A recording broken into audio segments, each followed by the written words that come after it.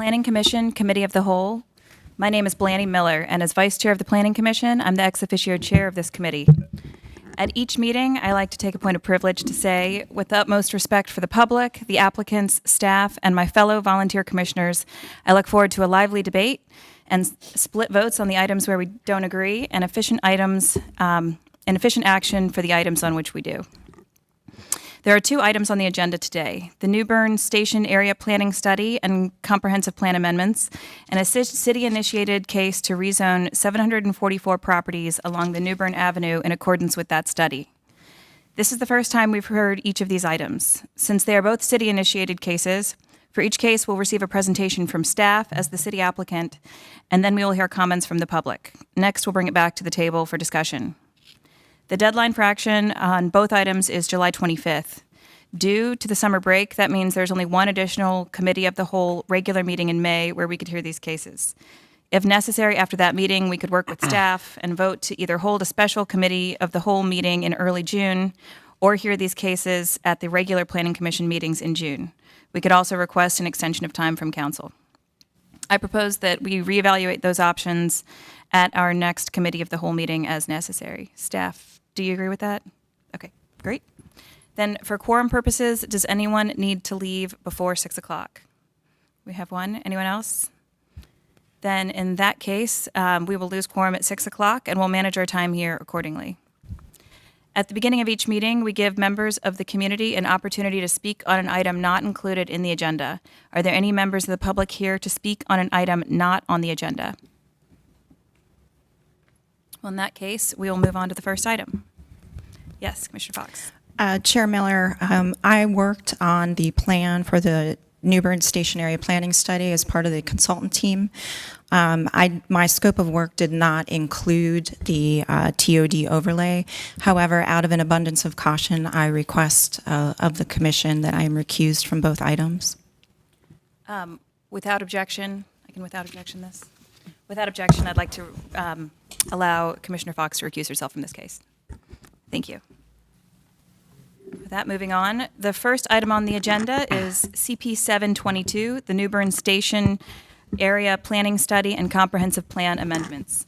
Before the staff begins presentation, I know that as a member of the public and oftentimes as a planning commissioner, it can be confusing and nuanced to understand the difference between the study, which is a comp plan amendment, and the individual rezoning cases, and also understanding when you need to come up to speak.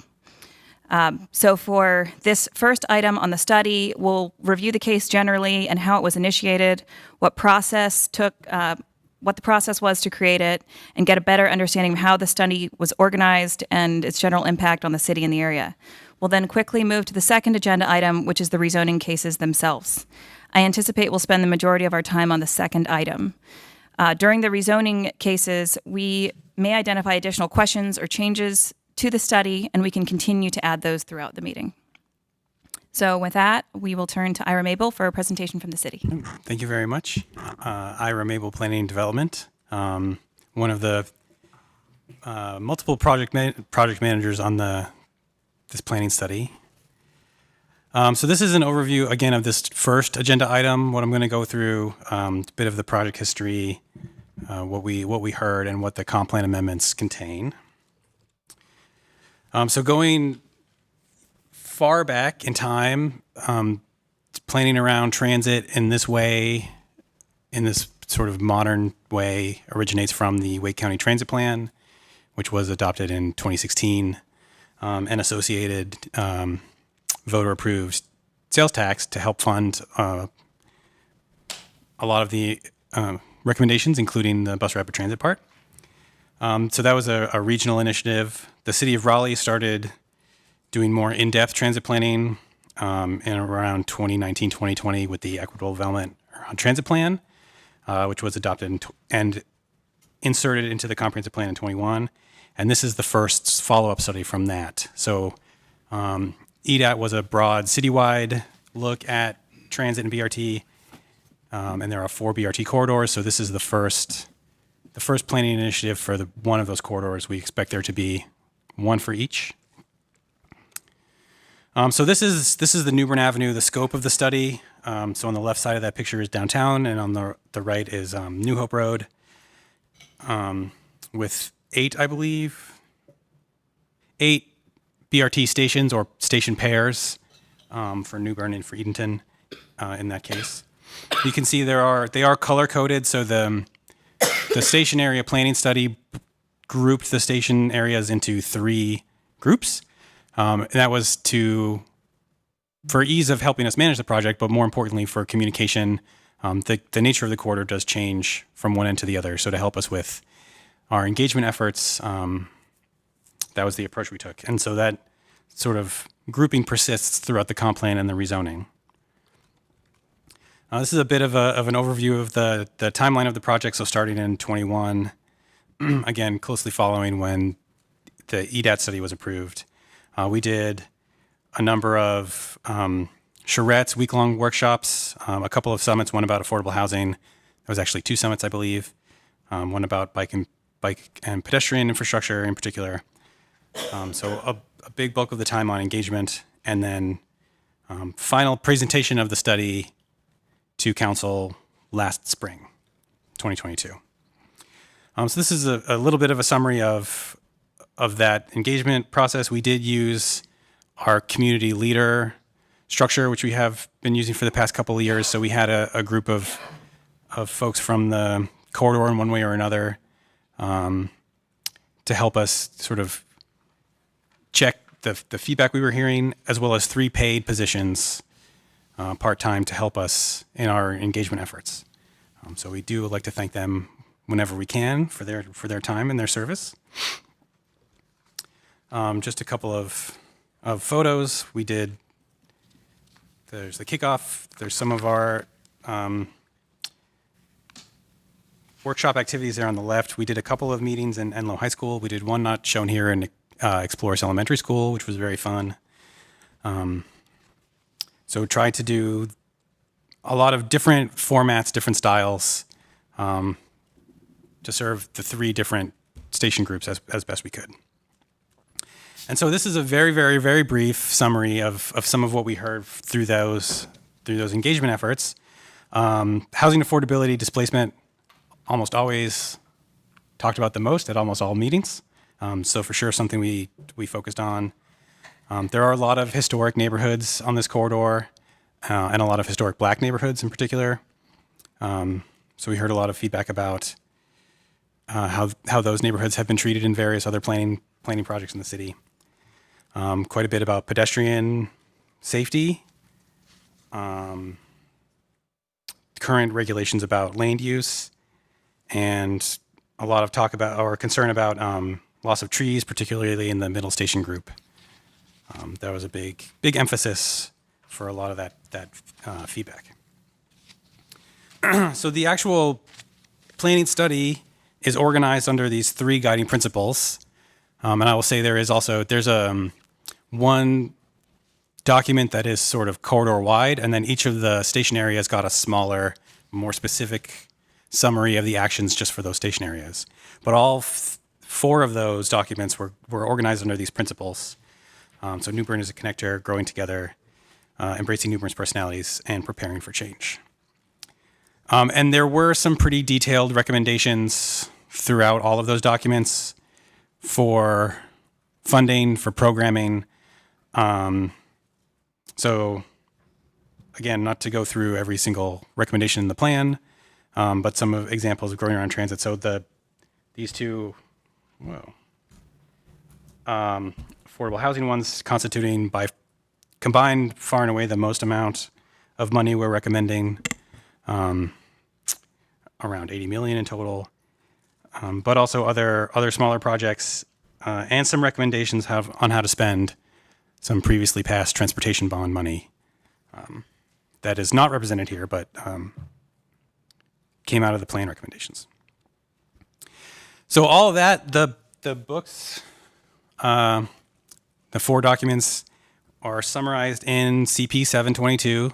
So as is our practice, we pull out the most important action items and policy goals and summarize those to go into the actual comprehensive plan.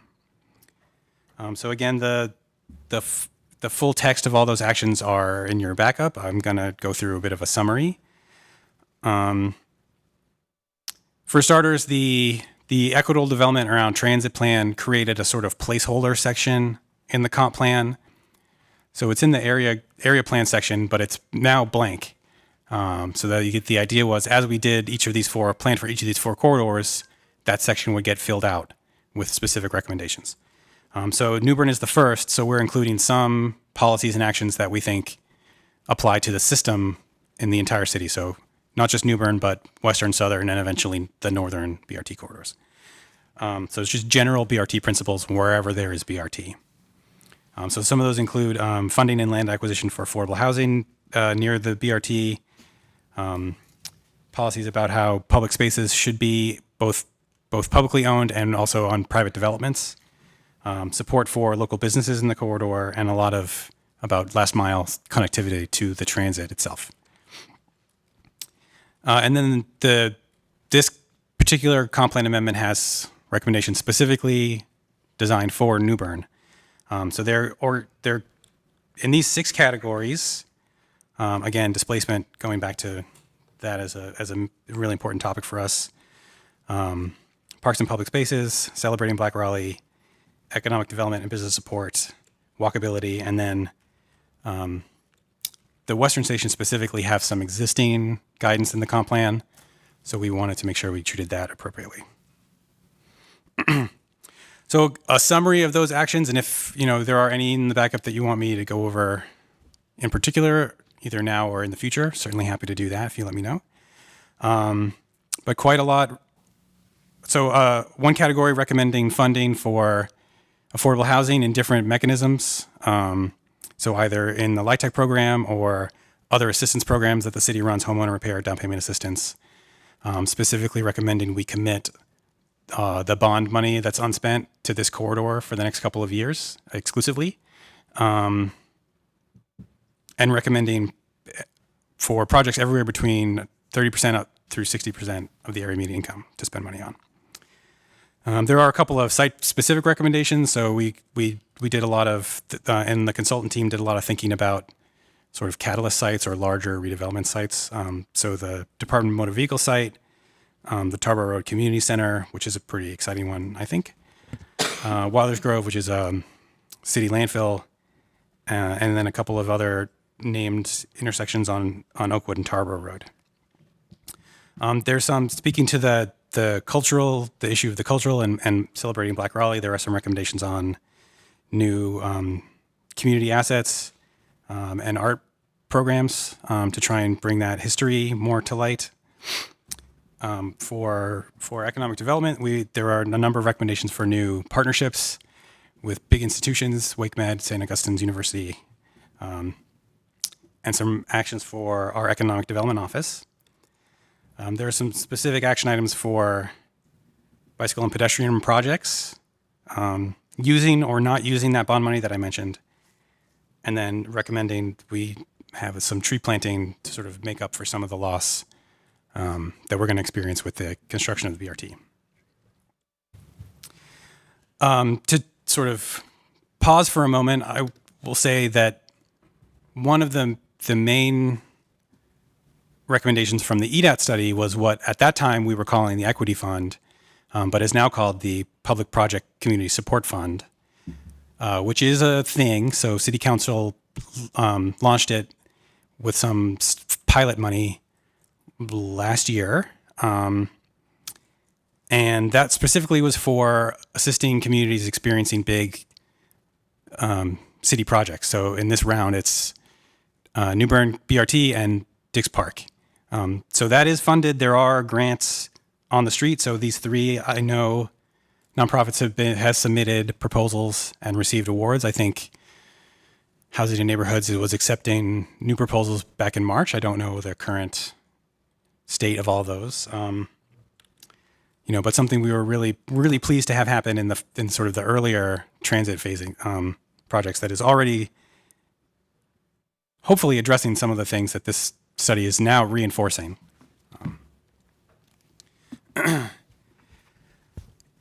There is a second piece. So besides the policies and actions to go in the plan, there are a couple of street plan recommendations. These are all outside the Beltline. So there is some street plan some planned streets on the street plan already. See, there's just a bit of a rearrangement of where those would be. So this is between Shreyrick Road and New Hope Road on the north side. So a bit of a rearranging to have a four-way intersection there.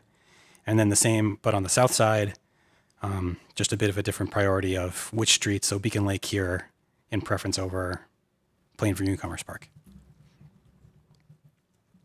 And then the other pretty large recommendation coming out of the plan was for the rezoning, which again, we will, I imagine, talk about. Well, I plan to talk about in a lot more detail in the next item. So I don't want to spend too much time on this particular slide. That is the end of my presentation. Happy to answer questions. Thank you. We will now hear public comment. As a reminder, we'd like to try to keep public comment limited for this agenda item to purely this area plan. The individual rezoning cases we'll review next after this item is complete.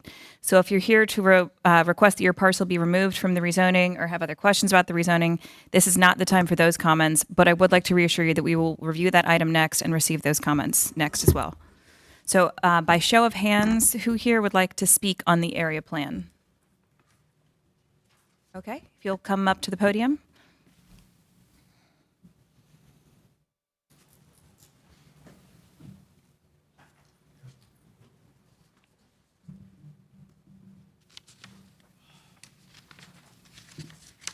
Thank you. And when you begin speaking, please also state your name as well. Good afternoon. Chris Crew, 306 Elm Street. Thank you for the opportunity to address you. My concerns are probably a little more related to specific zoning changes, but I have concerns about the entire process that has been gone through with this proposal. I find it has a number of shortcomings in it. Chief among them is the stakeholder input that was received. I know that opportunities were presented for input. I think they were limited in a lot of respects, and there's no real evidence that any of the feedback that was received has resulted in any changes to this so far. We've been in numerous conversations about it, but that's all it's gone. I believe that there are impacts on historic resources as a result of this whole process that have not been suitably and adequately addressed. Section 106 National Historic Preservation Act requirements do not appear to have been met, and that will jeopardize other federal funding for the city of Raleigh if that is not appropriately addressed at this point. There are others who will speak in more detail about that. The zoning changes that have been proposed with this have appeared to me to be arbitrary and capricious. They have been just at the latest meeting I attended, I learned that an algorithm drew these. Previous to that, various planners had said, oh, we figured those out. There's no rhyme or reason to a lot of these changes that are being made with the intent of increasing density and affordable housing in areas that are already denser than average and more affordable than average in many cases. There's been discussion of incentives for affordable housing. Those incentives have been weak, and they have not played out in other places in the city where zoning variances have been granted on the condition that affordable housing be addressed in there. And I think, Chief, my chief concern with this is that these zoning changes and this whole plan do not consider or mitigate in any way the impacts on generational wealth in Southeast Raleigh that will come when developers start looking at these properties and trying to amalgamate them to build multi-story, multi-use buildings on them. So my advice on this is to take it back to the people for more input and act on that input in a transparent way. Thank you very much. Thank you.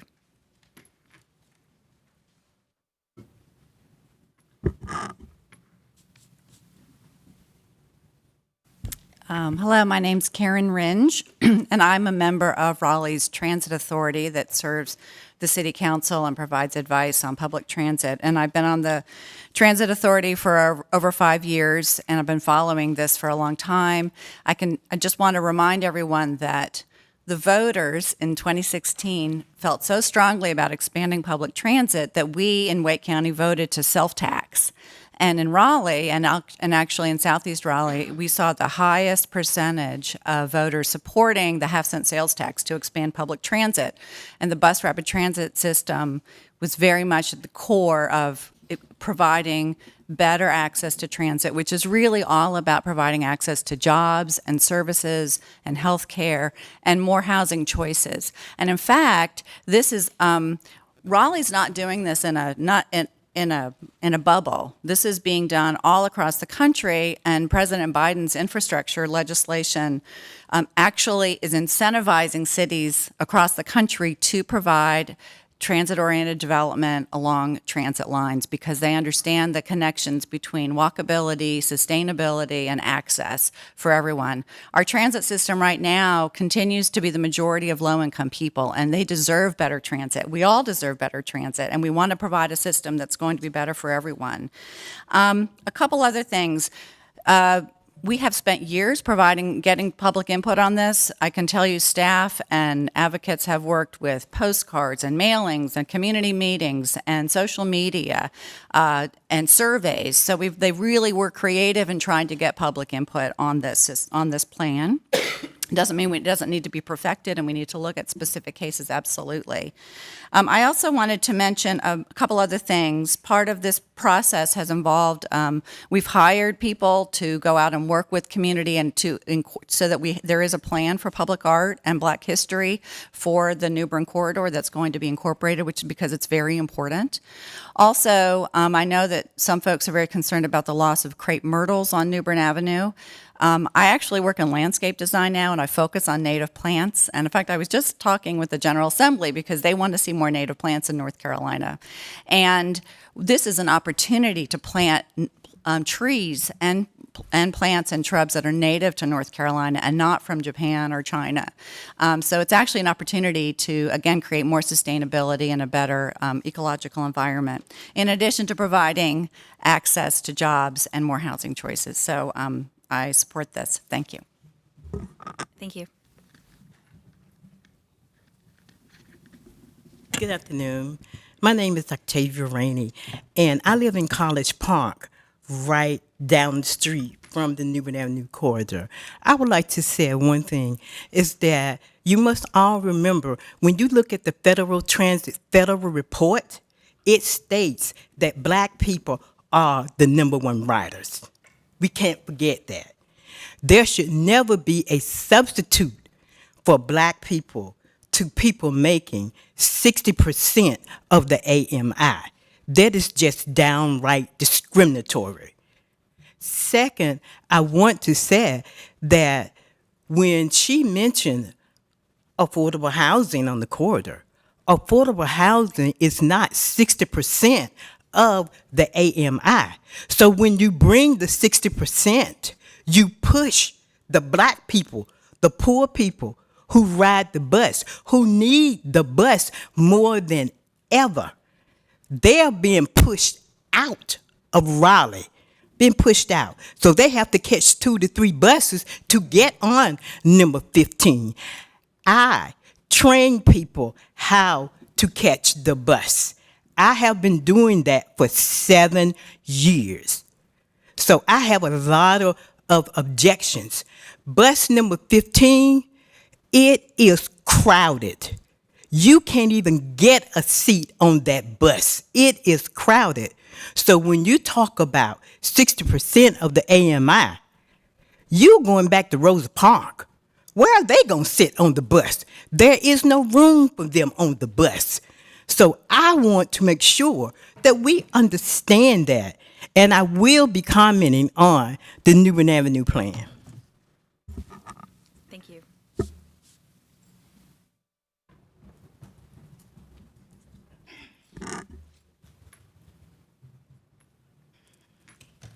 Hello. My name is Tallulah Omokaye. I am the chair of the Raleigh Transit Authority, though I am here in a personal capacity. I've been on the Transit Authority since 2016. I've been vocally against not the BRT, but the New Bern Avenue corridor portion of the BRT. I've been explaining to people that this BRT is going to be used to gentrify Southeast Raleigh. Raleigh has been brought up in numerous national studies regarding this, and that gentrification does not stay on New Bern, but it will radiate out, and I think that's what this zoning is showing. That as the chair of the Transit Authority, I've worked hard for us to try to have some more cross-functional conversations with other boards and commissions, because the decisions that we're making impact each other. And if we're not having those conversations, then we don't know how those situations are impacting each other. I've made such a major issue about the BRT and gentrification and inequity that this is going to cause, because it's historic that transportation is used to gentrify neighborhoods and disenfranchise people of color. I made such a big deal about it that we created the equitable development around transit study. Now, I don't believe that's being used to its full effectiveness when we're making decisions. I believe it's a tool that's there to be used. I don't know how effectively it's being used. My authority member, Karen, mentioned that in 2016, voters voted for better transit, but the wording on the ballot was very general. Who is for more enhanced public transportation? Nobody's going to say no to that. Did they know it mean that they would be eventually moved out of their homes, that their economic power would be snatched? No, they did not. New Bern Avenue is being used as the guinea pig for this BRT. That is our number one ridership of the corridor. As we gentrify New Bern Avenue, we will, in the long run, decrease our ridership. I'm sure that that's why the conversation switched from it being about ridership to it being about rider experience for the BRT. I've had numerous conversations with people, and the reports that originally came out about the New Bern Avenue corridor said that it actually would increase traffic, and there will be other issues that will come from the BRT being there. Now, we're already seeing gentrification happening in Southeast Raleigh. We see the income rising, and that is a sign of it. That makes affordable housing relative. Affordable is relative. The economic impact of this rezoning on New Bern Avenue, saying that business owners that have drive-through businesses, that have gas stations, restaurants, car washes, anything doing car-centric business, mobile detailing, if it's a oil change place, that those will be prohibited going forward under the rezoning. It's saying that, and we had a meeting, we kind of at our retreat, and there was conversation around that where we pushed that the language needed to be changed about the home ownership piece, because originally the rezoning said that if you own a single family home during the rezoning, if that home is torn down, you will not be able to build another single family home. That means that we know that home ownership is the cornerstone of generational wealth building, and if we're taking away people's ability to have individual home ownership, we're taking away generational wealth building opportunity. If we're telling the majority of the business owners up New Bern Avenue, who are people of color that own those businesses, that we're now prohibiting because of transportation, but the people who be impacted by that are disproportionately, Black and brown, that is also creating an economic issue. So it's business economics, it's home ownership that's being impacted by this rezoning, and words are being used as weapons against the people in the area that don't possibly know any better. When we started talking about low-income housing, it went into affordable housing, and people thought we were saying the same thing, but we are not. So I think that if more people can come to these meetings, that would be helpful. But if you all are talking about this and going forward, I know studies have been done. I know people have come out and had their input. We have done that with the BRT, as Karen said. But as I've also said in a lot of our Raleigh Transit Authority meetings, just because it's taken us a long time to make a poor decision doesn't mean that we need to keep making that poor decision, especially if it's going to impact people negatively. Thank you. Thank you. Are there any other members of the public that would like to speak on this plan item, not on the rezoning cases? Oh, we do have one. Sorry. Real quick, my name's Leo Suarez. I live at 208 Freeman Street. I'm inside one of the circles there around New Bern and Tarboro. But I echo a lot of what Karen said, so I'd just like to add a few more thoughts on that. I think this plan is good in the sense that it gives people alternatives to move around, and flexibility is just something that Raleigh doesn't quite have, I think, especially in this corridor. So setting that up setting the BRT up for success would mean a little bit of flexibility in housing patterns. So I think a lot of that would work well. Next thing I'll add, I think, is just I think there's a big opportunity to create some sense of place on this side of town. I'm not seeing much, in terms of like strong walkable areas and down New Bern, and safety definitely needs to be improved. So I think there's a lot here that could be kept, and that's good. So we're heading in the right direction. I think that's something that, if Raleigh wants to be called a progressive city, that's what should be done. So thanks. Thank you. I believe that there may have been someone else. We're not talking about the rezoning yet. It's still just about the plan generally, but we will move on to that and receive those comments as the next item on the agenda. Hi. My name is Dee Penvin Crew. I am the president for the Society for the Preservation of Historic Oakwood, but I'm here in my own personal capacity. I'm hoping that the public input that will be received over the next couple of months will make some significant changes to the plan. I'm not against the plan. I'm against the way it's drawn right now. Not just for our neighborhood, where 29 properties are impacted, but every neighborhood to our east, all the way down to Wake Med.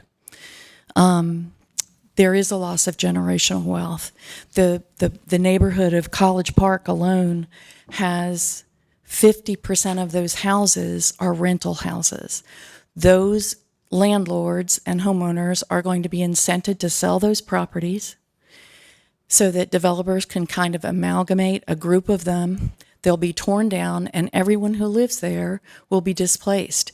They do not make 60% of the AMI, and so where are they supposed to go when they're displaced? I've heard mention of art and history things. I'm not sure what those amount to, but I think most people, I know I would not trade my home for art and history plaques. So I'm not sure what the art and history piece of this is, because I've not seen anything on that before.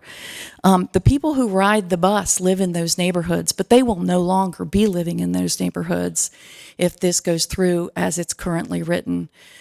They will be displaced and they will leave, and people making 60% of the AMI who are being deemed as affordable housing are not likely to ride the bus. I think at least on my part, I voted for the transit tax, whatever it was, because I felt like Raleigh could use a better transit system. I tried to figure out how to take the bus once to my job at Six Forks Road, and there was no way to do it.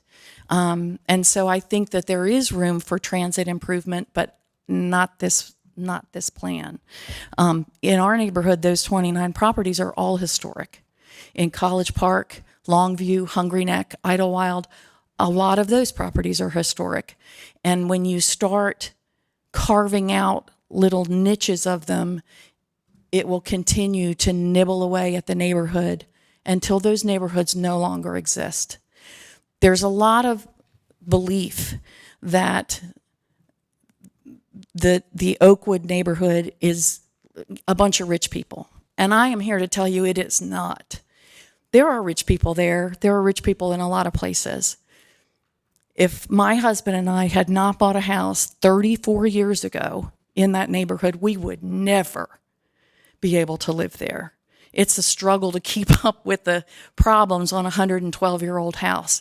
So I can tell you there are a lot of people like me in that neighborhood that have been there for generations who could not possibly purchase a home there. So please don't think of Oakwood as just a bunch of rich people who are complaining about this. I have concern that the meetings that have been held have not really reached the people who needed to attend those meetings. either because they didn't fully understand what the ramifications may be, or because the outreach was insufficient. When you hold an informational meeting and 8 people are there when 200 are impacted, that is not a success. And I think more meetings need to be held, and there needs to be a more impactful outreach to the people who this could affect in their future. I have attended 2 neighborhood meetings in the last month, both of which had a few dozen people at them. And this is just by word of mouth in the neighborhood, getting the word out and getting a little meeting together. So I know it's possible, and I'm hoping that this will move forward and we will have some really meaty meetings to discuss this and make people aware. And I think that's it. Thank you. Thank you.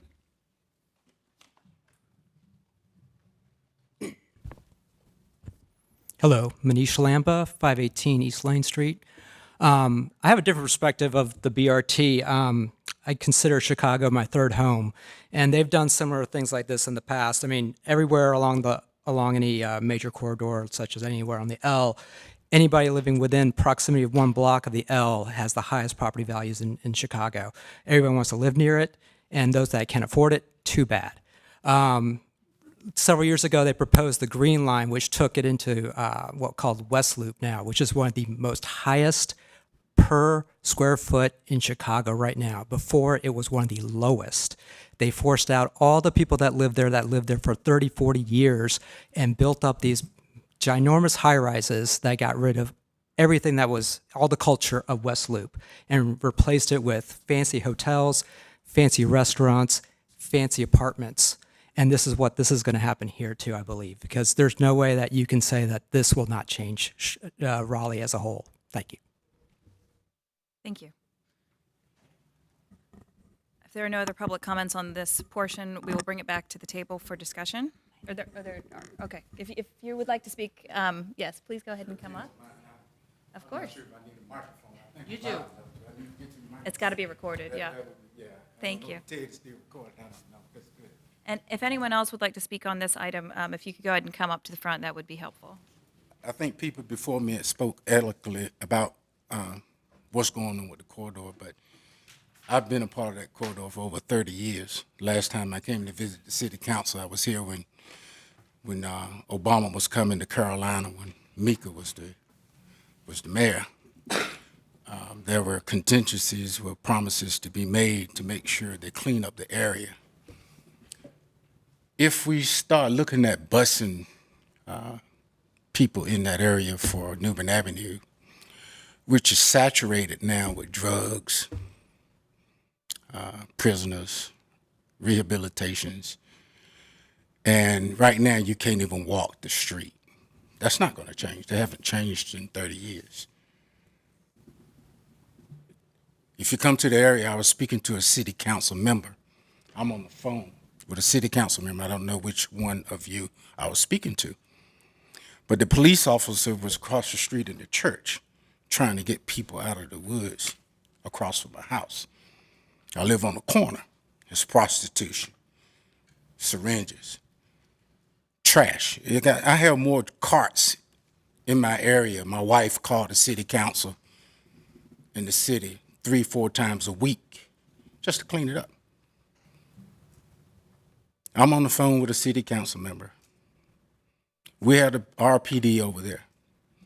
We getting people across from the church, from my house, out of the woods. Drugs, prostitution. Carts laying up in there with clothes, filth, feces, whatever you want to see. This is what's migrating in the area. When you're speaking of the bus line, that's what you're bringing in, because they've been pushed from downtown. See, I've been in Raleigh all my life. It started with Walnut Terrace. It started with Halifax Court. Those people pushed out. Now you started downtown. Now they pushed out. You're cleaning up Swain Street. That's pushed out. You're cleaning up Martin Street. That's pushed out. So where are they going? Across from Wake Med to where we reside. I'm a homeowner. What has also happened in Tower Shopping Center, you've allowed a blood plaza place. I called the city 15 times. I called the city bus line 30 times. So we need to stop the bus from stopping in front of the hotel, because we have kids and families that are run across 64 getting hit by cars, trying to make it to the blood plasma just to draw blood to make money. Come on, are we serious? I'm seeing this. I'm not up here complaining. This is a fact. How many more people got to get killed? The police have more dispatch over there in any given place in the state of North Carolina.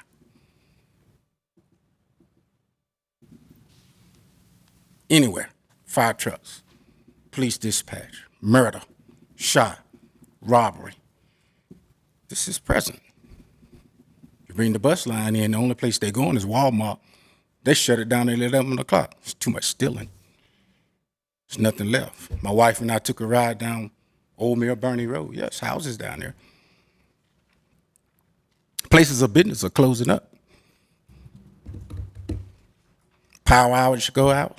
We're out of power. I'm still on well water. See, some of my neighbors sitting here. See, we have to deal with this every day. And when you come in and say you want to implement a plan, what are you bringing? See, there's no substance. Everything is worded pretty, but it's convoluted to the average person. See, I'm an engineer, and I'm a sports official. So when I leave my family to come back home, I'm worried as I go. See, we deal with the reality of what's going on with your planet. I'm not against change, as long as the change is going to benefit everybody. But if you bring some more for Vernon, we all know Vernon. You know Vernon. He's a slumlord, the biggest in the state. I had to have patrol officers over there with a bus, prostitution, drugs, and everything. They was arrested about 150 people by that one night. See, this is what we deal with. It's not going to change. You bring that bus line over there, majority of people that are coming over there are very underprivileged people because they have nowhere else to go. And when you say affordable housing, it's not affordable. This guy wants to put high-rise, and I'm not getting into zoning, I'm sorry. He wants to put high-rise in between my house and my neighbor's house, which is sitting here. He's been threatening to do that for a long time. He had an appraiser come out, and two appraisers. One appraiser, he left. He said, I know what this guy's trying to do. He sent the second appraiser out to some young guys. He said, well, I said, look, I went out and talked to him. I said, look, don't buy into this guy. He's trying to get you to take 2 feet into my property and take it. So he would have enough room to build his plan, his architect, his plan to say, oh, this is the beautiful layout I'm going to put there. You go over there and look at those places now, that's what he built. It's run down, it's condemned. I had to call the fire marshal to tell him to close one dwelling down. I'm about to call the fire marshal to tell him to shut down another. It's horrible. I've never seen it like that before. Like I said, I've been there 30 years. So if you're gonna do the bus corridor, that's fine. But what you're doing is bringing in problems. So nobody Caucasian with money is gonna get on that bus and come into that neighborhood and spend some money. Are you kidding me? Come spend a day with me. We'll go out there and look.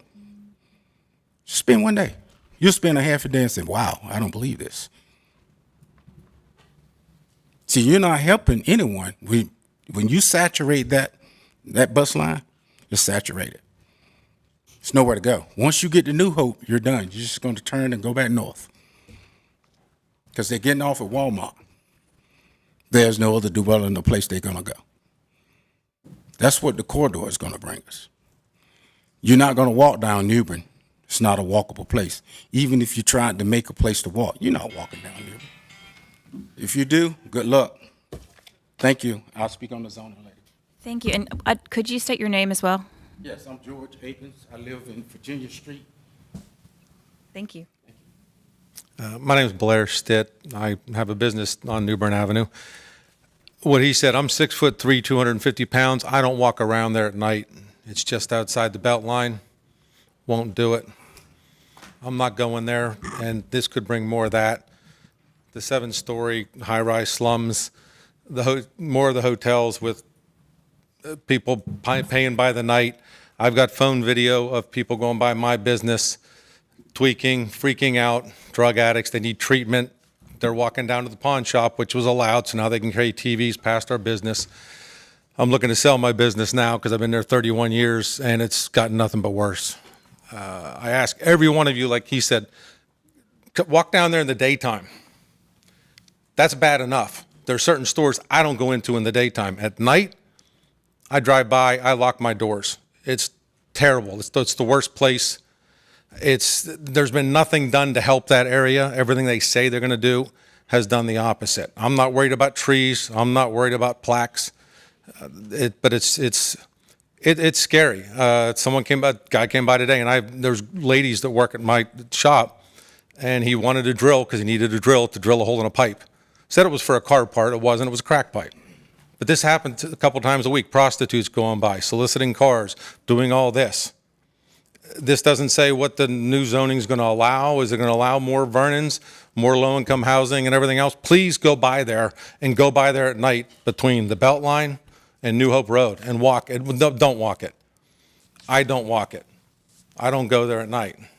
I'm not going to go there at night. So if you're, it's too general. It's trying to whitewash everything, make it look good, make it look pretty. We're improving public transit. Like I said, you're not improving public transit. The station's going to look nicer. It's down by the DMV now, right down the street from me. But nothing is being done to improve the area, to improve for the people in the area, to get people that are addicts help, to close down the hotels that are running by the night.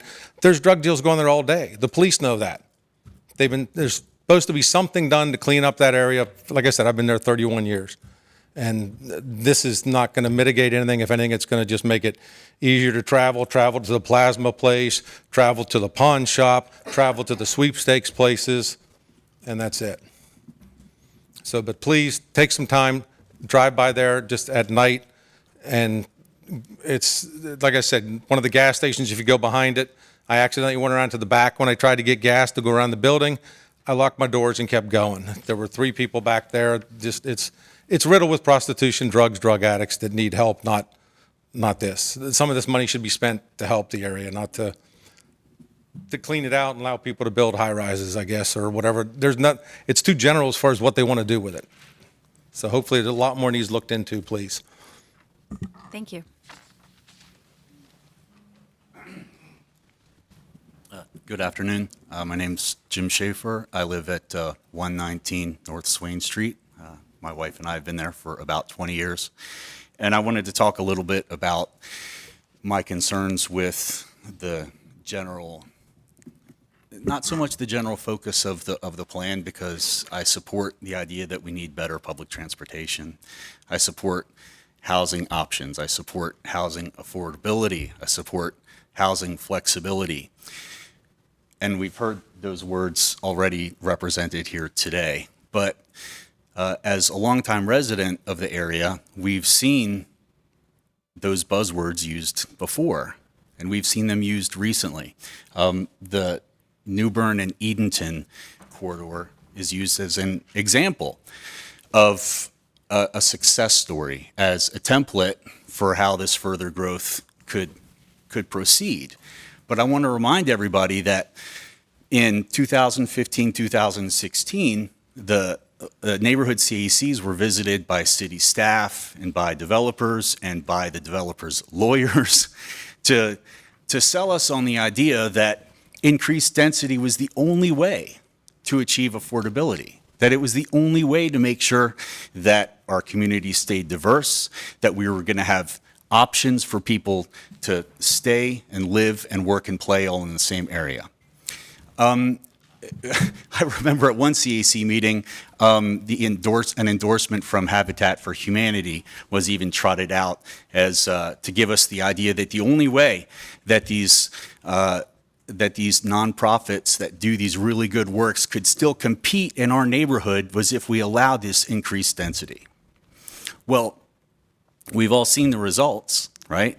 Working class people were moved out, economically challenged people were moved out, and every single unit that has been built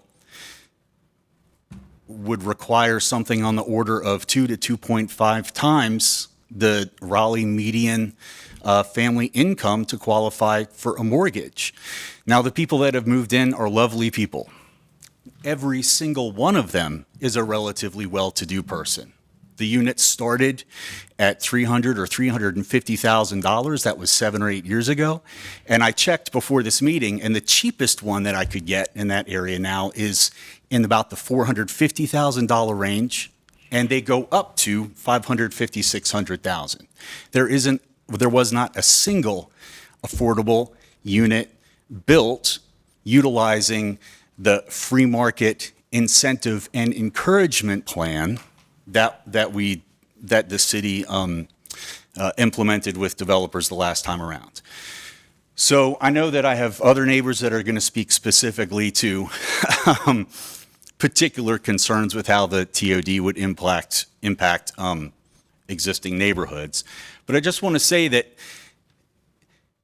those of us that live in this area that are being asked to take one for the team, as it were, we're being asked to give up property rights. We're being asked to give up the idea that we can build potentially detached units, that we may have to get special permission to build onto a single family home, that if a property comes up for development, that single family homes would no longer even really be an option.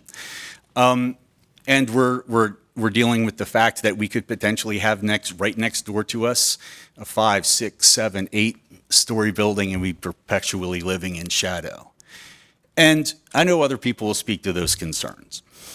But the point I'd like to make is that if we're being asked to pitch in and recognize that progress is important and change is important, I'd really like to see the city ensure that the benefits accrue to the common good and not to developers, brokers, and the fortunate and relatively well-off citizens who are able to afford these new luxury townhomes and condominiums.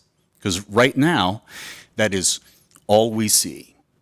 And we have concerns, I have concerns, that the current proposed plan of offering developers incentives to do the right thing is, at the end of the day, not going to be sufficient.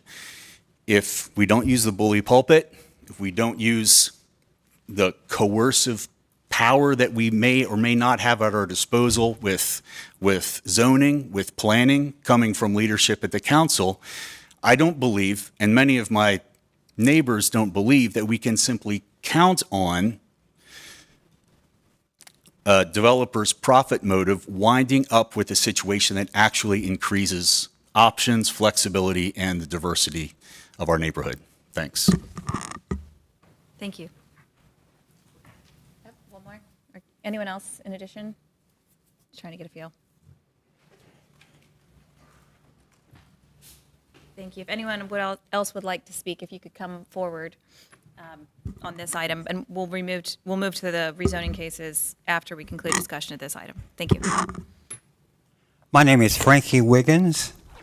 I'm here with concern. This is my first meeting with the body. We have an office complex called the Shelley Center that was constructed in 1998. It was 14 of us put this together. Back then, 1998, it was zoned private property, from the fire departments to fire hydrants to whatever. But since then to now, I've seen various changes. We went from private to industrial. There was a big building put up right beside our complex. We have 20 units at 1125, 1,500 feet each. Some of us bought 3 units, some of us bought 1 unit, some of us bought 2 units, and the concerns are the housing situation. What will it bring? The businesses that were established there originally was companies that didn't have a lot of employees, but it would create a traffic problem or whatever, concerns, the parking lot need paving or whatever. But our concern is what's going to happen now with what's being proposed.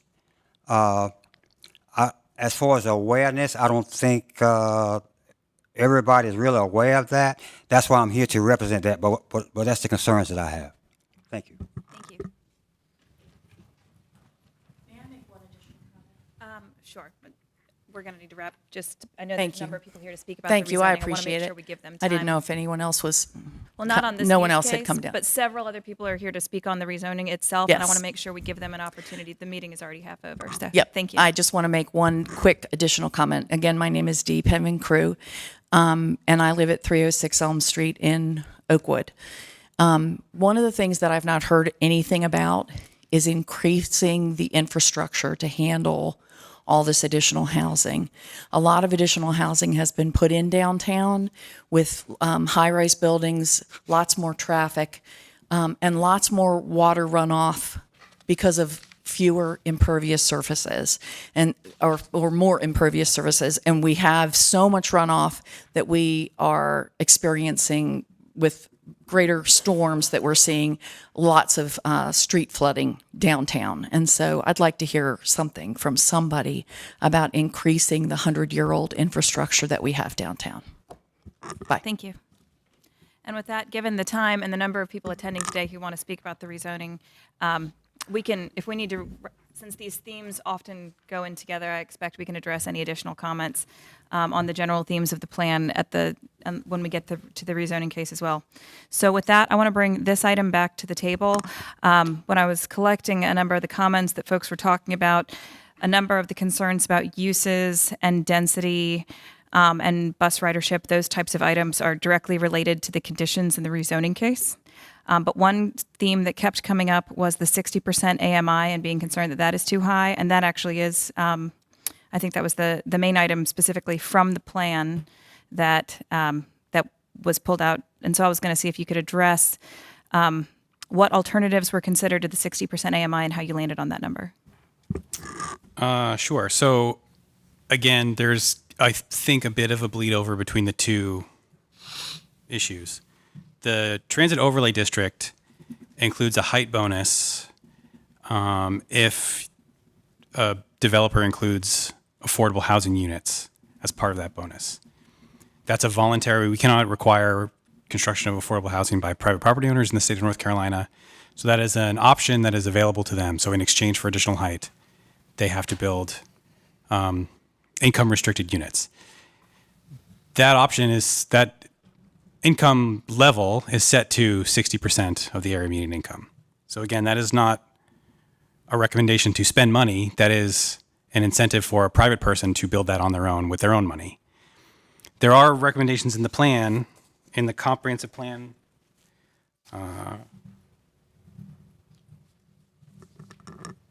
Action items recommending that City Council does spend money at various different income levels. So for this station overall, there's a policy that says dedicate funding for households earning less than 30% as a general around all BRT corridors, not just New Bern. There's, like I said before, specific recommendations to spend a percentage of our bond money. And some of these actions do target the 60% number. For the most part, that is in support of our existing low-income housing tax credit program, which I believe generally also is targeting that number. So for sure, the actions where we're recommending that City Council spend either federal or local dollars was developed in close consultation with them. So there are various different recommendations in the plan itself that say 30, some say 60. I think it depends on the context. Thank you. And just to clarify, in the comprehensive plan, there is to clarify the difference between a policy and an action item. Under the comprehensive plan amendment, it says page 1, but I think it's PDF page 2. It says that there's a policy, APSA3, for deepest affordability to dedicate funding for households earning less than 30%. And then there's an action item to acquire land along the corridor for those households with incomes below the 60%. So could you clarify the difference between why one's a policy Right. to dedicate funding and one is an action item? So policies in general are things that we should do all the time and forever. So in general, when this opportunity presents itself or this situation is in front of you to make a decision, this is what you should think about it. And actions, we try by definition to make time sensitive. So they're assigned to a person who works for the city most of the time, like a department, and given a time frame, and sometimes says that we need capital funding or not. So I think in this particular instance, the way we do currently our housing, our acquisition and funding programs do more often than not target that 60% number. So that is a midterm goal, which is 3 to 5 years. So I think more of a directive to implement that program along this corridor specifically, but also a broader policy that we should also be doing more. So there were a lot of comments that we're not doing enough. I think that's totally valid, and I agree we're not doing enough. So part of the policy idea is that we need to, we're putting that forward and making that policy change so that we do start to do that and dedicate more funding to that level of affordable housing. Was there a consideration to target households, for an action item to target households at an income that's less than 60%? I'm sure there was considered, and we can certainly, if that's a recommendation of the Planning Commission, that that number be different or there be a new action item and that City Council agrees, we're certainly open to that. Thank you. Again, I think that's a valid concern that you're hearing. Yeah. Understood. Any other Can comments? you pull up that slide that talks about the funding for the different initiatives I don't know if that's helpful to folks in the audience. So I think what I'm hearing is that the 30 to 36 million is money that the city is putting towards affordable housing actions, and then the plan to implement that has yet to be developed in detail. Is that So correct? there definitely is a recommendation. So the city council passed or put a affordable housing bond on the ballot in 2021, maybe, I don't know, fairly recently, so of $80 million that passed. So there is, some of that has been spent. We are still, as far as I know, the Housing and Neighborhoods Department is receiving requests to spend all of that. So there is a recommendation in this plan to spend, I think it's 28 to 40% of what's left on New Bern Avenue. And so the guiding principles of that bond were set when the bond was passed. I think part of this, the idea of the policy was that we probably do need additional funding sources to make that happen. So particularly in the much deeper affordability level, we currently do not really have a mechanism in place that we're using for that. So this plan is saying we should do that, but it is a bigger lift and potentially could require additional, bond propositions to make that happen, or potentially the next, 5-year consolidated plan when that comes around, a shift on priorities and how we spend our federal money. So understanding that 30 to 36 million is the goal, it sounds like. Can you mention 20 to 40% of what's remaining of the affordable housing? How much is that of that 30 to 36? I'm not sure what is committed from the bond or not. Well, I would just say that what the New Bern Station Area Plan is laying out, there are actually 3 bubbles on this slide that I think are relevant to the question. So there's one that says affordable housing for all, create long-term affordable housing units through zoning incentives and direct subsidies. That's the zoning that we're talking, that's the overlay, that's the density bonus. And then there are 2 bubbles in that middle row about affordability. One says affordable housing options, 30 to 36 million, adding to the affordable housing options, including for low and very low income households. That's 30 to 36 million. And then right beside that, there's another one that says deepest affordability, dedicate funding to housing opportunities for households below 30% of the AMI. That's another 50 to 57 million. Those 2 combined are more than the latest bond, right? So what the plan is saying is we're going to spend more money. The advice to council is to allocate more money beyond the bond to deep affordability in the corridor. And are those bond funds, would the parameters of the bond allow any of that money to be used for the deeper affordability as well? Okay, thank you. Absolutely. I'll say that out loud. Yes. Yeah. Other questions, comments from the table? Yes. Excuse me. How are these budgets derived? How like It depends. So for the harder construction projects, I think we did some more detailed construction estimates. So where they recommend, so many sidewalk or infrastructure or intersection improvements, I think the consultant had a sort of engineering team to give us ballpark estimates of that. In particular, the housing is more of a general, based on the demographics of what we know the income to be in these tracts, census tracts, and what the gap is. What we estimate to fill that gap, or at least start to fill that gap, would take. So a little bit harder to do than, 100 linear feet of sidewalk or whatever, based on what I know the price of concrete to be. But there was in the consultant team some pretty detailed economic analysis on the existing demographics and what they would take to meet the goals that were identified. I guess in particular, how was the opportunity for all, the last button on the left bottom, and how was Celebrate Black Raleigh? How are those two derived? Is it something that the focus group or engagement process that they help come up with that, or did the consultant come up with that? I'm just, it's a big range between $400,000 and $10 million for economic development. Yeah, I think that's probably a big range. So a lot of those, there's some directive for the city to do. So there's a recommendation for us to hire staff dedicated to the BRT corridors, which I believe has happened, which are much easier for us to estimate. And a lot of the economic development recommendations are for partnerships. So similar to how we have, the Hillsborough Street Improvement District, sort of a similar model here.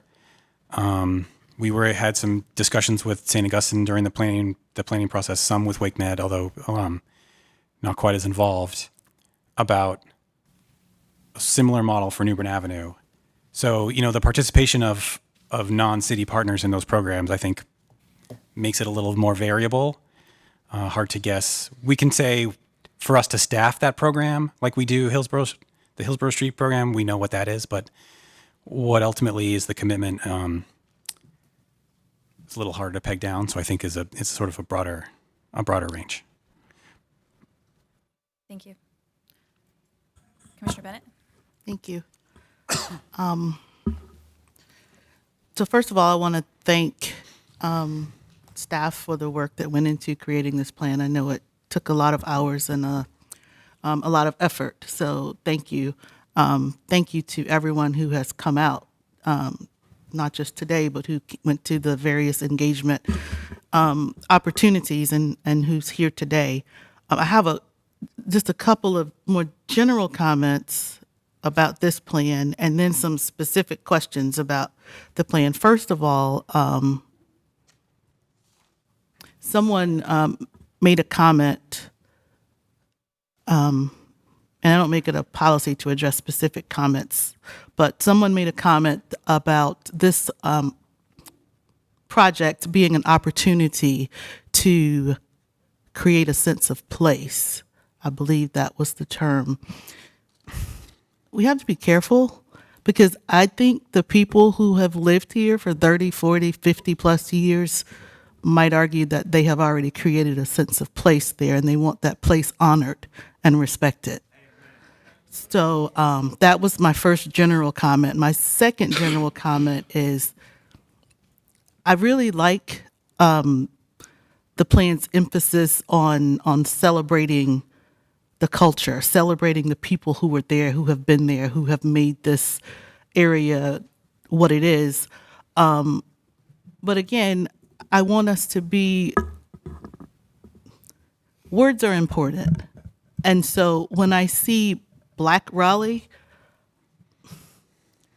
you can't possibly celebrate Black Raleigh along the New Bern Avenue corridor. That's one aspect of Black Raleigh. We're not monolithic. There are lots of Black communities in Raleigh. A lot went into creating Black Raleigh. So I just want to make sure that what we end up doing to celebrate the culture and the history of this corridor is specific to the communities along that corridor and not just a general Black history lesson. And that's going to require close coordination, collaboration, engagement with the community, because only they can tell their story. And someone made a comment about not wanting to give up their home for a plaque or a piece of art. And I certainly share that concern. I don't want the celebration of Black Raleigh along this corridor to end up being a bunch of plaques of what once was there. I'm hoping that we can progress and we can also preserve.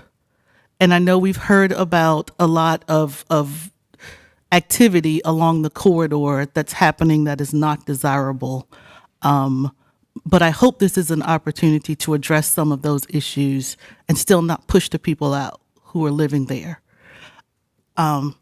So some of my specific questions were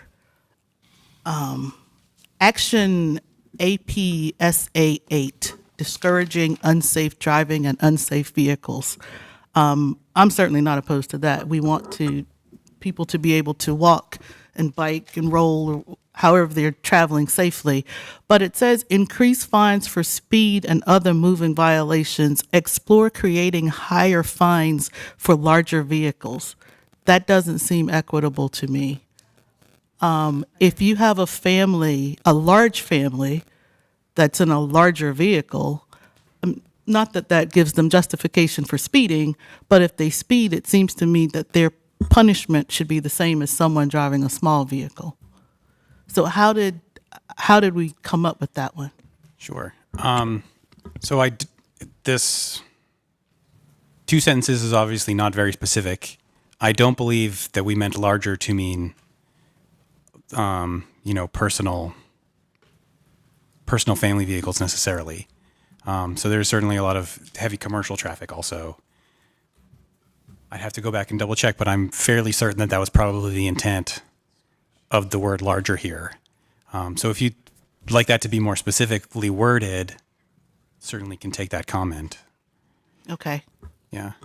I would still need to really think about if that's equitable, because, well, I don't know. I hadn't really seen that before. So, I mean, it makes a little bit more sense to me if you're talking about commercial vehicles, but that still could be an equity issue if you have business owners being fined more than people in personal vehicles, and then what goes along with fines, and when people can't pay the fines, and then can they lose their livelihood, all of that stuff. So I think about that. Mm-hmm. It also talks about the SA 9, identifying additional locations for red light cameras. Red light cameras also make me a little nervous, especially red light cameras in and of themselves certainly aren't inequitable, but the placement of them can be. And if we're oversaturating a predominantly Black community with red light cameras, that makes me a little nervous. I think some of the other questions may have, okay. APSA 8, affordable housing funding, dedicate 20 to 40% of current and any future housing bond funds to the corridor. That sounds great. Is there any way for us, for the city, to really put teeth to incentivizing developers to not only build affordable housing in some of these developments that they're building, but to preserve affordable housing? I don't know if there's a way to use that fund that you mentioned, but we have a lot of aspirational language now. And as my fellow commissioners can attest to, we don't see a lot of cases coming before us where developers are, out of the kindness of their heart, building affordable housing. I mean, it's just not, that's just not what they're motivated by. So we can say we want to incentivize it. We can offer the height bonuses, but they're not taking, some of them are. I don't want to, put them all in the same bucket, but not to the extent that it's making a real difference. So, and I know our hands are tied a little bit by state law, well, a lot by state law, but to the extent that we can maybe it's not incentivize them to build it, maybe it's to disincentivize them not to. If there's some way that we could just put more teeth into it. Maybe there's not, but I would love to look into a way for us to do that. Yeah. Thank you. I think the teeth part is hard. I think where we have teeth is where we spend money, for the most part. So, and understanding your comments, I would also direct you to the first couple pages. So there are policies in the beginning, and actions.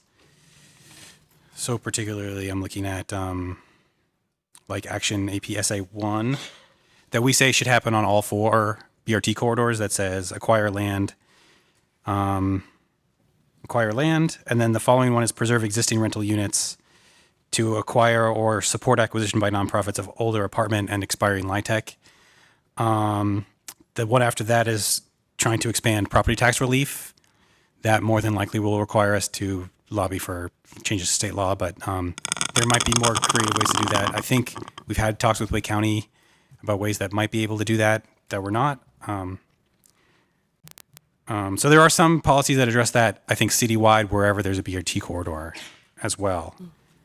So I think a lot of where we can get a commitment to spend city dollars or federal dollars that the city administers, we certainly do have more teeth there.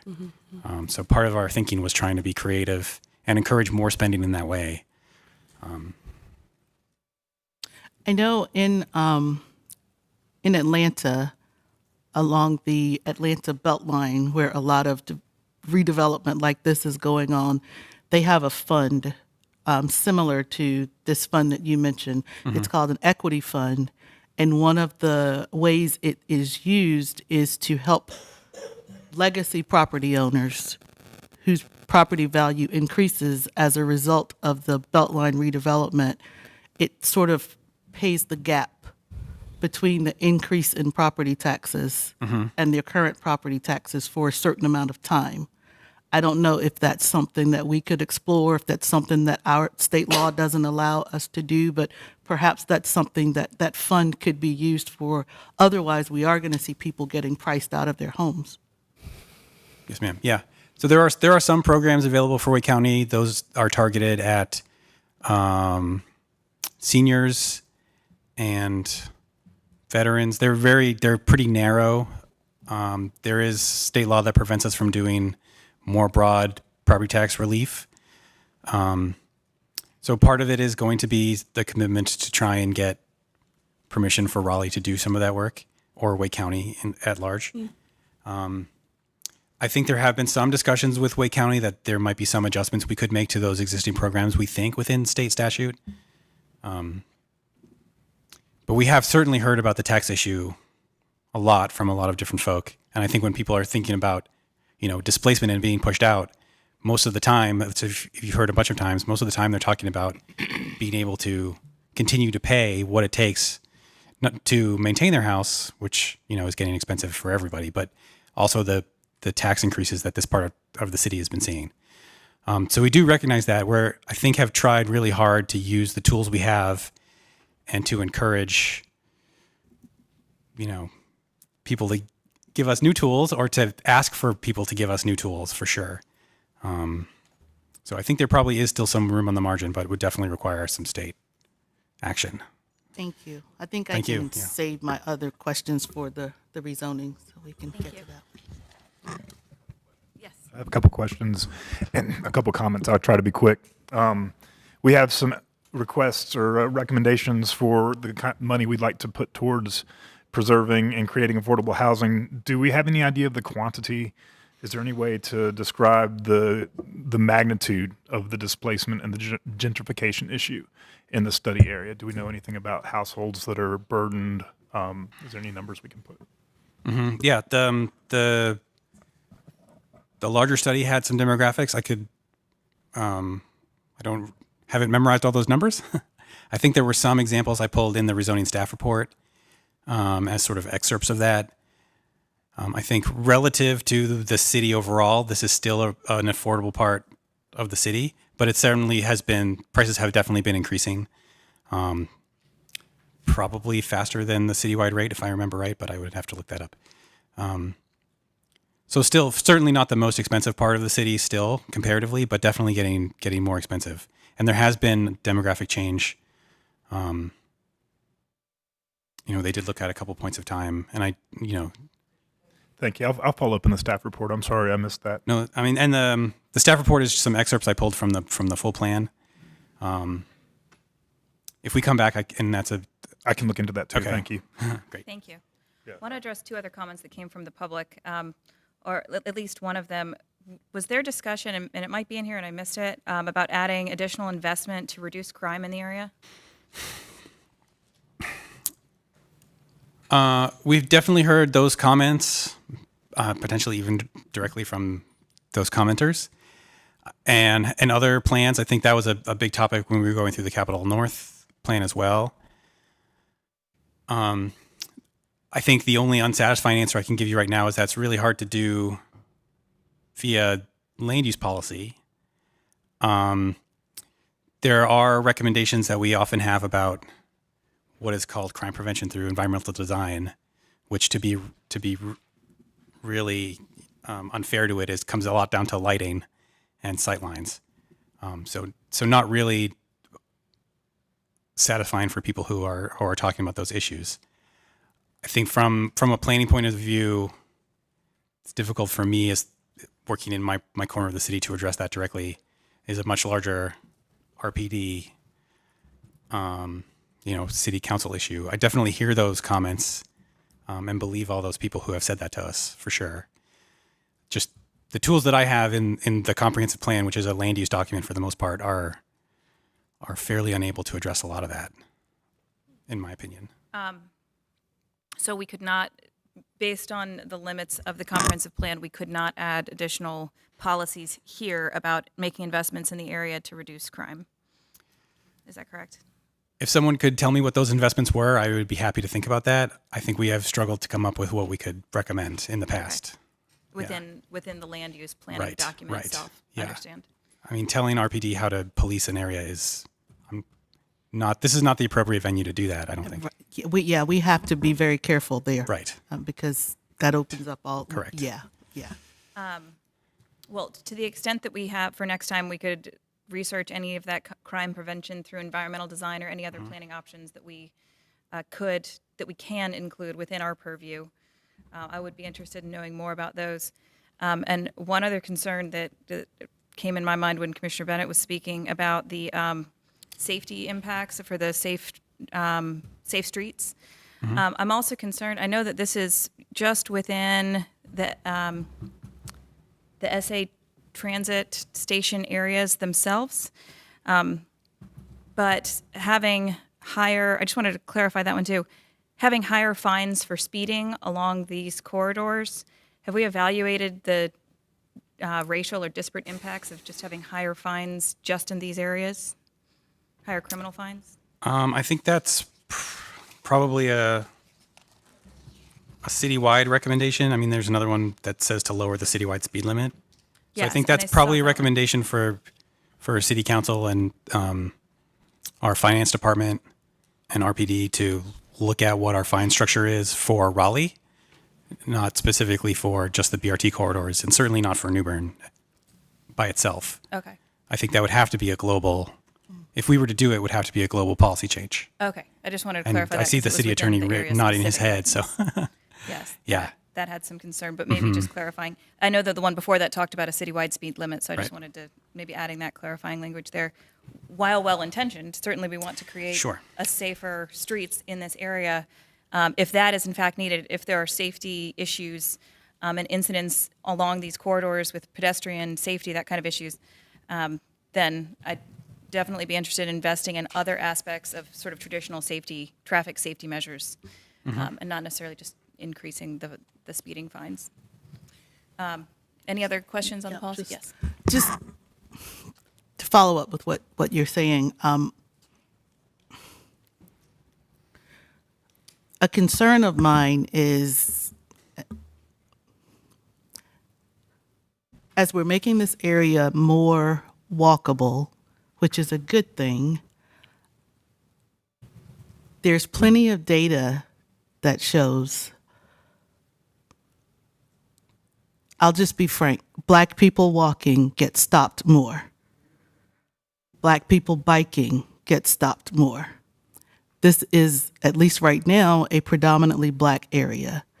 As we are making improvements to make it more walkable and more bikeable, which are good things, I know we can't through land use policy, but we at least need to sound the alarm to council that we don't want that to be incentive to over-police this area, because then you're going to get anything that will, along with the increased enforcement of speeding, which is a good thing, but anything that's going to increase encounters of police and Black people is something we want to disincentivize, because we don't want anybody getting harmed because they were crossing the street where they shouldn't have been crossing the street or biking on the sidewalk.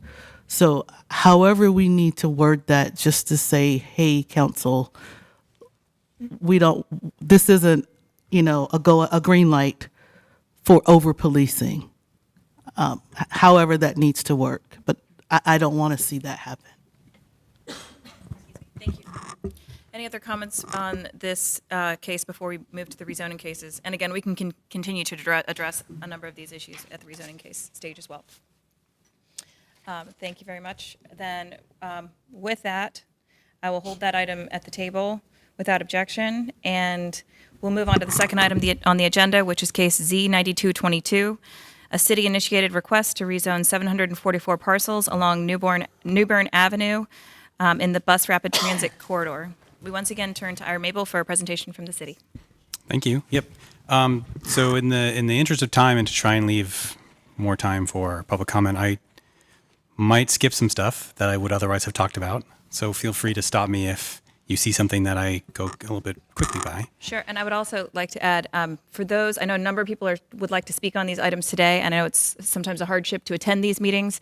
If you don't get a chance to speak today, and if you can send us an email specifically related to your parcel and the requests that you have related to those, I'll make sure that we have those lined up, and if you're not able to attend the next meeting, I'll make sure that we have those lined up and we review each of those at our next meeting as well with respect to your individual parcels. Thank you.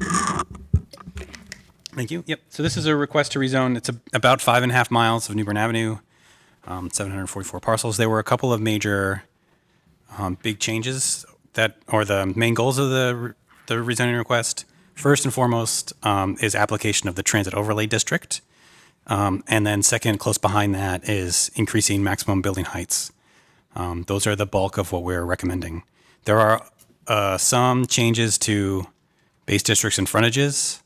And there are some legacy zoning cases pre-UDO that we are proposing to make general use as part of this.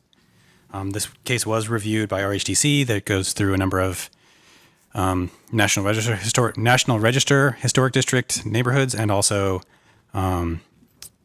Historic Overlay, which is a zoning.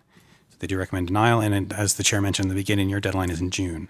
And that last link is to the rezoning request. So again, normally when you see a slide, it is a zoom in of a couple parcels. We can't do that here. But we did create a map, an online map viewer, where you can put in an address and it gives you some details about the request. I do have some summary slides and to explain that map viewer. So the purple line is the transit overlay district. That is most of the change. The sort of bright colors are where we're recommending a change to a district. So either height or base district. So like this bright orange, the saturated blue, and then the sort of paler colors are where we're not recommending a change. So sometimes we're recommending a change to the zoning district and not adding the TOD, or vice versa, or both. It does depend, but the vast majority are getting some change either to height, mostly, or base district, and the TOD. And then I've added where the bus stops, the BRT stations are, roughly in PowerPoint. They're not engineered, but for reference. So this is what was in the New Bern Station Area Planning Study, the western stations, so between East Street and Raleigh Boulevard.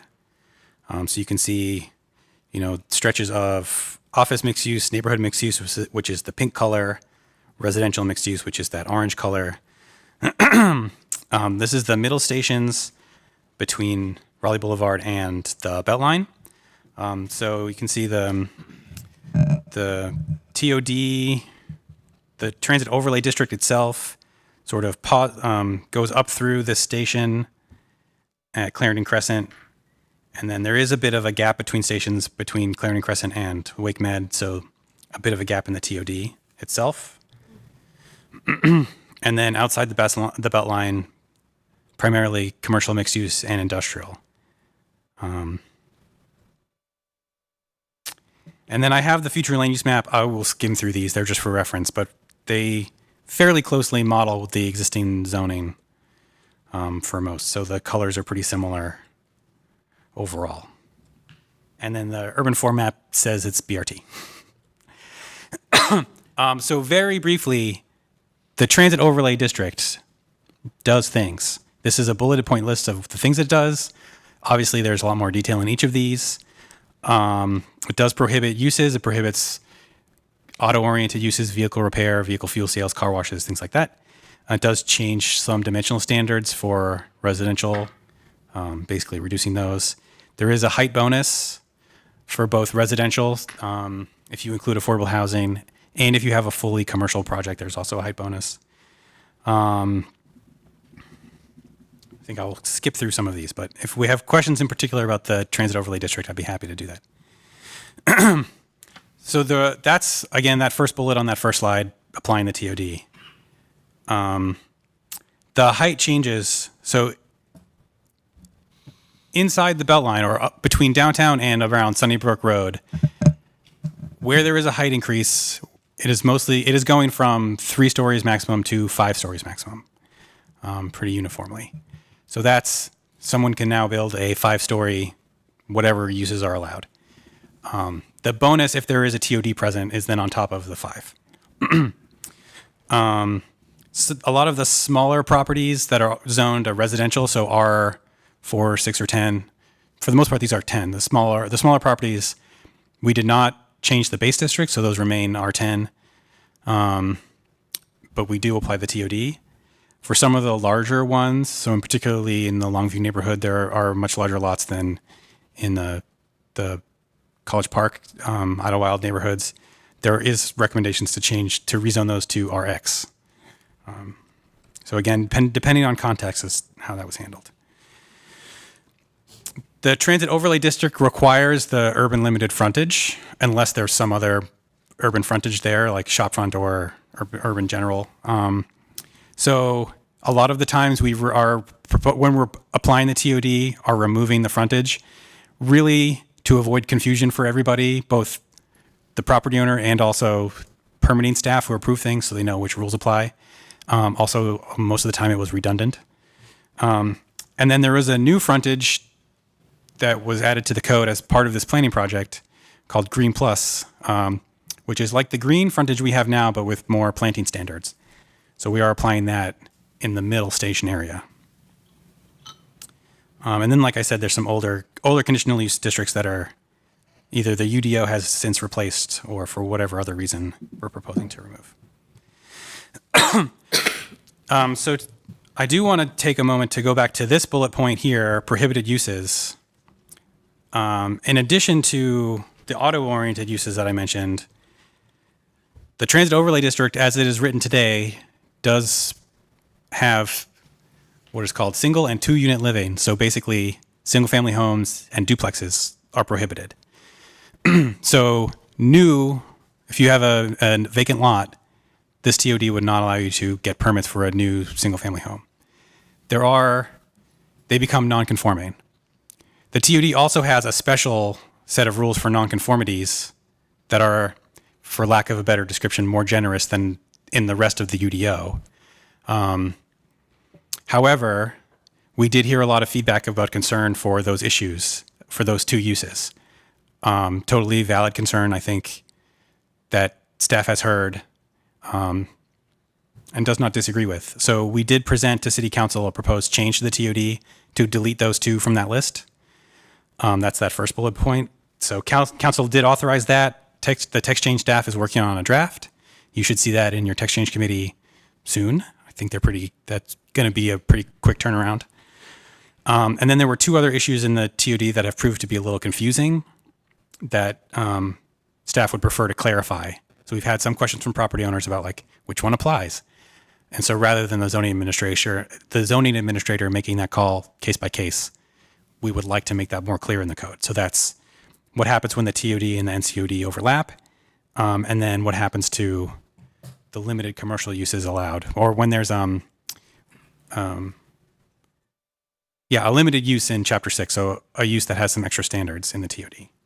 So that shall all be a text change that you'll see soon, but just wanted to acknowledge that is happening. It is not approved, but I think will probably be approved based on what council has said.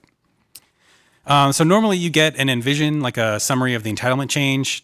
Didn't do that for 700 parcels. I did do a bit of a summary just to give you a scope of what's happening. So again, the 744 unique PIN numbers, 93 of which are getting the TOD. So that is the main point of this. And you can see the sort of scope of change for all the other different scenarios that have come up. So less than a quarter are getting a change to the base district. A similar amount, around a quarter in an NCOD, 29 within an HOD. And so now is the point of the slideshow where normally there is the climate change and equity section. That looks very different than you're normally used to because I had the plan to draw from. So I will go faster through than normal, just because there is a lot of content. But definitely transit important to this corridor. I've heard the buses are crowded. This is the second busiest route in the Go Raleigh system. 43,000 trips in January alone. And then transportation costs and walk scores are generally better the closer you get to downtown. So this is a heat map from walk score. You're used to a couple of numbers for a parcel, but I put this instead. You have heard already a lot about renters. That is certainly true. There's quite a lot of renters in all 3 station areas. And the housing stock definitely changes. I mean, part of the reason we grouped the study into these 3 is because we knew they were different. And I think the study itself and the demographics that we did proved that to be true. The housing stock definitely does change as you move. So this is from the EJ screen tool you're used to seeing, but rather than a number, it is a map. And yeah, majority non-white, corridor wide. So again, confirming what you've heard already from a lot of members of the public. I will say, to go back to Commissioner Bennett's comment about the terminology, definitely agree with you. There was a lot of discussion about how we word stuff. Some of those battles I lost. But the actual, I think the actions themselves tried to be very considerate of that and of the neighborhoods themselves on New Bern. I think one of the public engagement firm on the consultant team did a really great interview series with people who live on the corridor that you can watch. So yeah, I do want to recognize that is the intent is to be specific to New Bern. Yeah. And that is separate from the public art work that the transit staff are doing for the actual stations, which goes through the public art, the Raleigh Arts process. This part I will go very fast through, so consistent with the comprehensive plan, consistent with a lot of stuff. The inconsistent policies are recognizing that there will be change. So this is permitting types of development that will look different than what is permitted today. So sort of wanting to acknowledge that despite the policy support for walkable communities and carbon emissions and all those other things, certainly there is a lot to think about with projects this big. And then the RHCC did review this and recommend denial. There is a memo in your backup from them. And then, yeah, your deadline is in June. all rezoning cases are posted on an online portal for comment. That was true of this one. We did direct people. So you might remember in Western and Southern TOD when those were mapped last year or the year before, we used that portal to manage the requests. There's a lot of benefits to that. If you choose to, you can post anonymously, but you don't have to. So it is fairly transparent. And there was some discussion on that. It's also, easy for me to export and give you a full report of everything that everyone wrote. But I did receive a lot of requests via email directly or on the phone. And I do have a list similar to the Western and Southern BRT, a list of all of those. So I feel like it's the pleasure of the chair. I could go through those slides. I think I'd like to instead just give some members of the public an opportunity to speak now, and we can also circle back.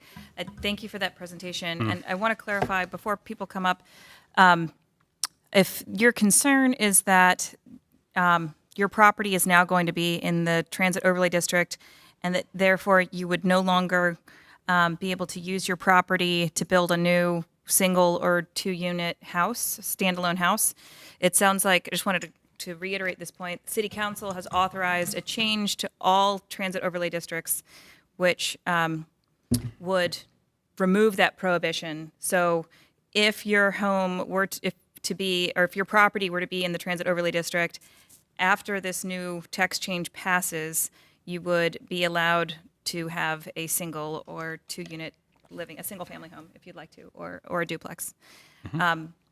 So if that was your main concern and why you wanted to be removed from the transit overlay district, it sounds like that's being addressed in a text change. Is there any way to also address it at our stage? Well, so other than removing it from the TOD altogether? Are we allowed to tweak the terms? So Planning Commission will receive that as it is a text change. It will go to your text change committee. We did when we were thinking about what to propose to staff. There certainly are options. I think staff decided ultimately to recommend that we just remove them as a way to hear the feedback, to address the concern. I think the downsides are fairly low. There are certainly other options, and the text change committee and then the commission will have their time to comment on that. So just to get a quick feel, since the City Council authorized it, the text change, that most likely means that they will also vote to pass it. But it will have to go through the process, and that process is going to go through the Planning Commission, and then it'll go through the City Council. Yeah. And the Planning Commission will give their recommendation to City Council on whether or not to pass it.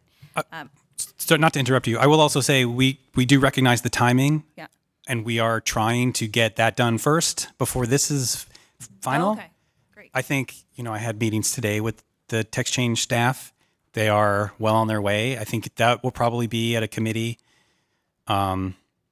before your summer break. Maybe, I don't know the calendar, but. Yeah, it has to go through the portal first. Yeah. Which is usually a 2 or 3 week period for public comment before it'll come to text change committee for your It is review. entirely likely that is in front of council before they are done with this. So I can't guarantee that. That is a bit up to you and them on how it works out. But staff is trying to do that as fast as we can, following the UDO requirements, because we do recognize that is related to this zoning.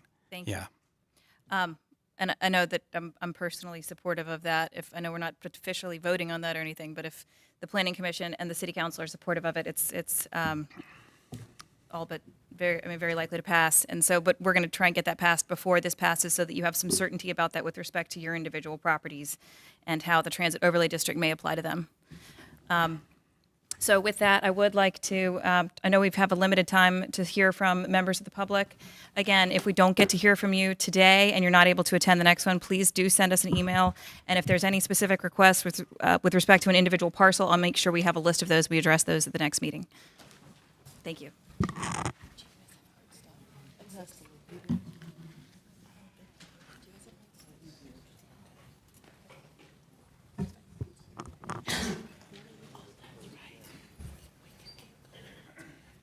She's out of the building, right? She's right there. That satisfies.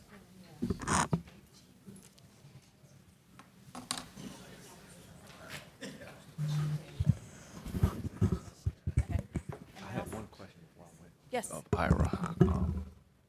I guess when she comes up, I'm ready. For staff? Yeah, for staff, yeah. You want to go ahead and ask it now, or? Yep.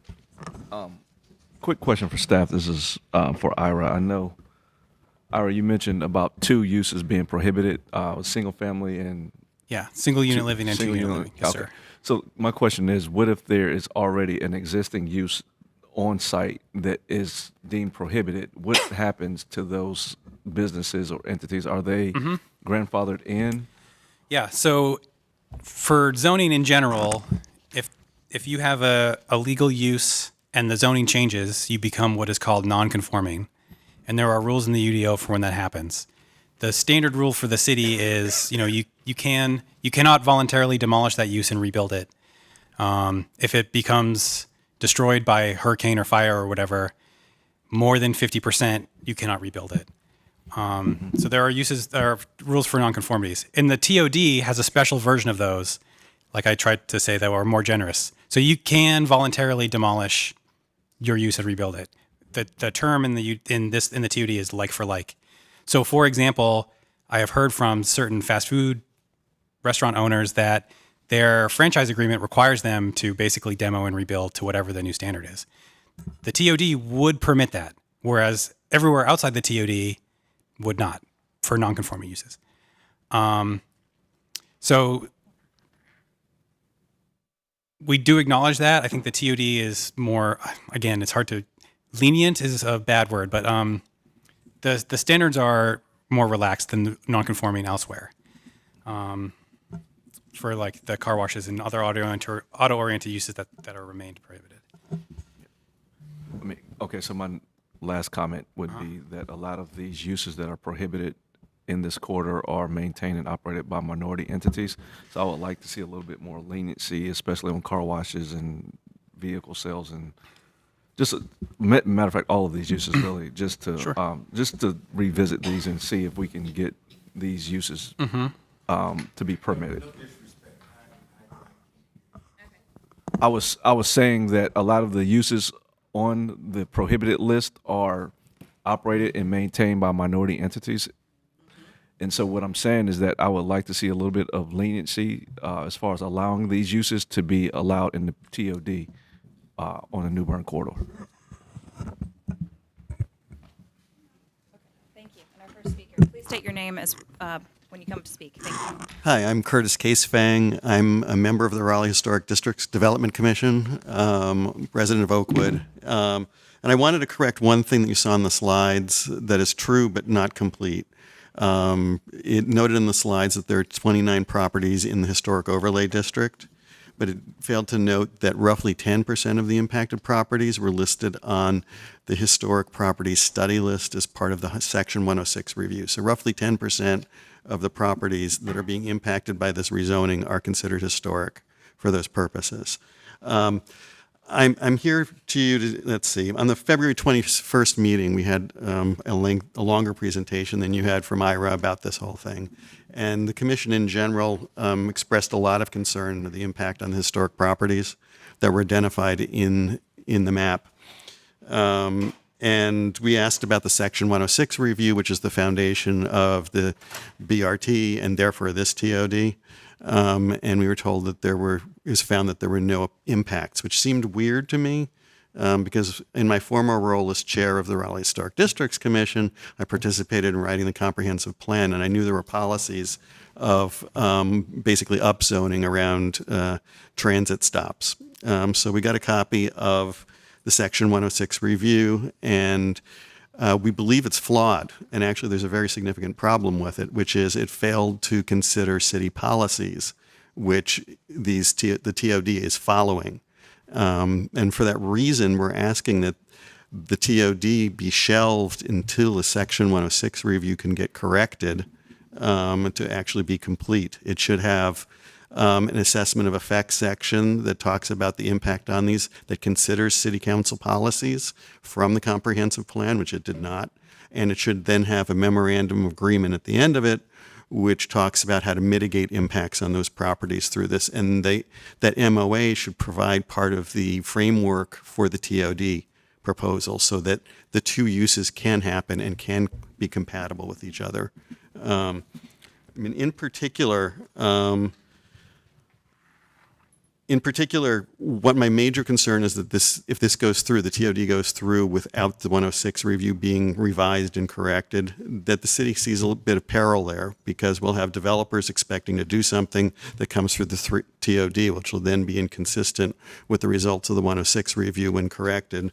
That if it comes out, or if we don't address it, and the federal authorities see this, it may subject us to some heightened scrutiny as a city for any federal funding requests. And also, Raleigh has a certified local government, which means that the State Historic Preservation Office basically gives us some authority to do some of the work they would normally do. State Historic Preservation Office reviewed the Section 106 assessment, and they approved it based on face value, not realizing that it was incomplete.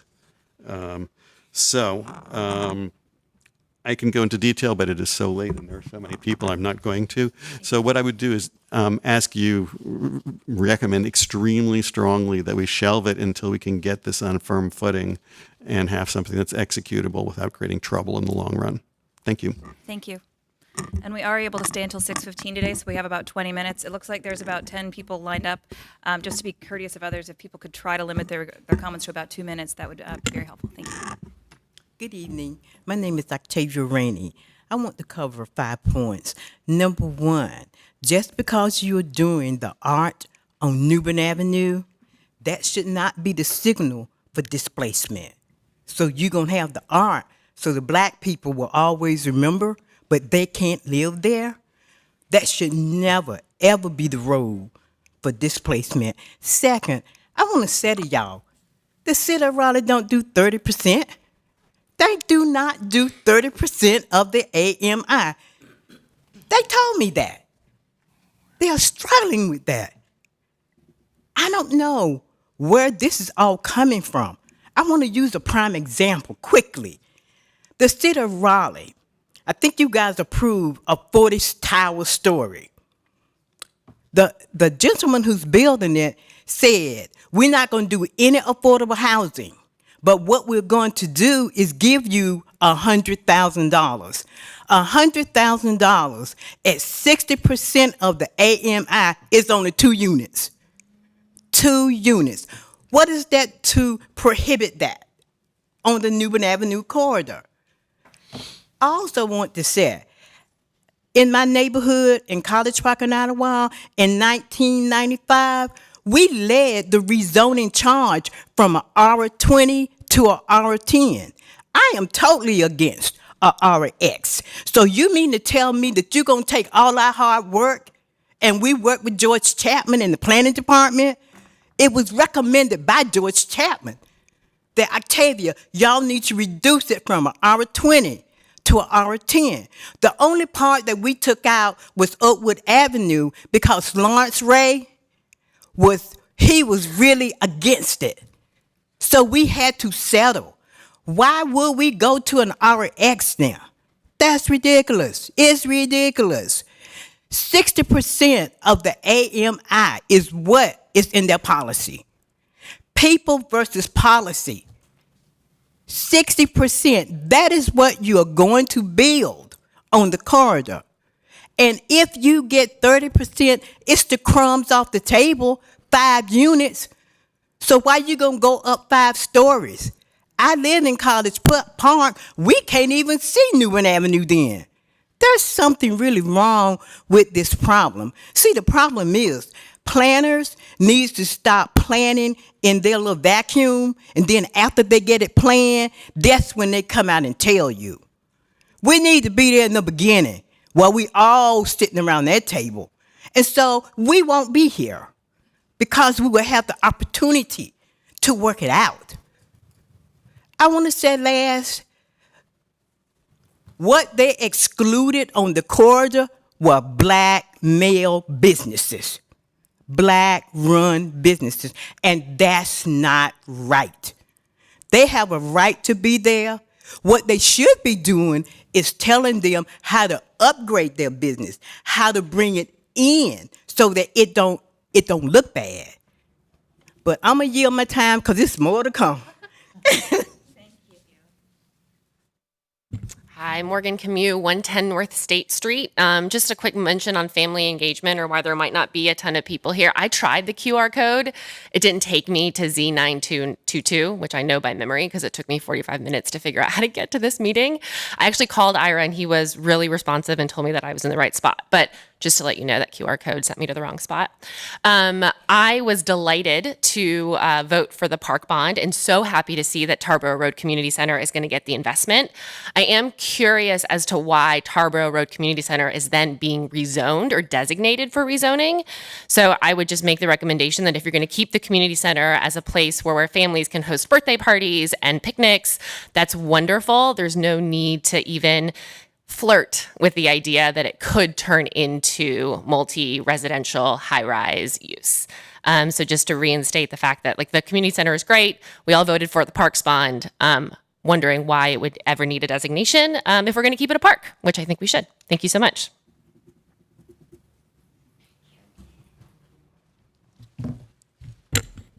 My name is Diana Powell. I run an organization called Just to Serve at 202 North Tarboro Street. I received a call on Monday in reference to the New Bern station, the TOD. What I heard, it was an eye-opener, and I was very concerned of what I heard. As I am a native of Southeast Raleigh, and I am very concerned of how our city has changed. I'm not disputing the change, but we need to be a part of the change. I'm not saying that change does not need to happen. It does. I am the generation that is very heavy on educating our community and bringing awareness and engaging our community of what is happening around gentrification and gerrymandering. Now, this plan, from what I see, is more of what we've been seeing and producing more of homelessness. Since October, our organization at 202 North Tarboro Street has taken in over 223 applications of people that have been displaced in our community. They are sleeping in the woods. They're sleeping at our bus stops. They're sleeping wherever they can. I'm not just talking about single people. I'm talking about families that have resulted to sleeping in storage units. From this day moving forward, I will commit to bringing awareness to our community of what is happening. Because the 233 people that we are serving, 95% of them do not know what is happening in our community. They can wake up the next morning and see bike lanes, roundabouts, and ask the question, when did all this happen? Where did it start?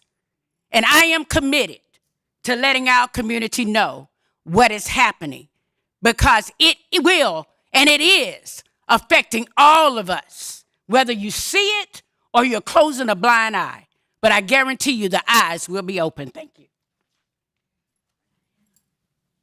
Hello again, Tallulah Pay, Omokaye.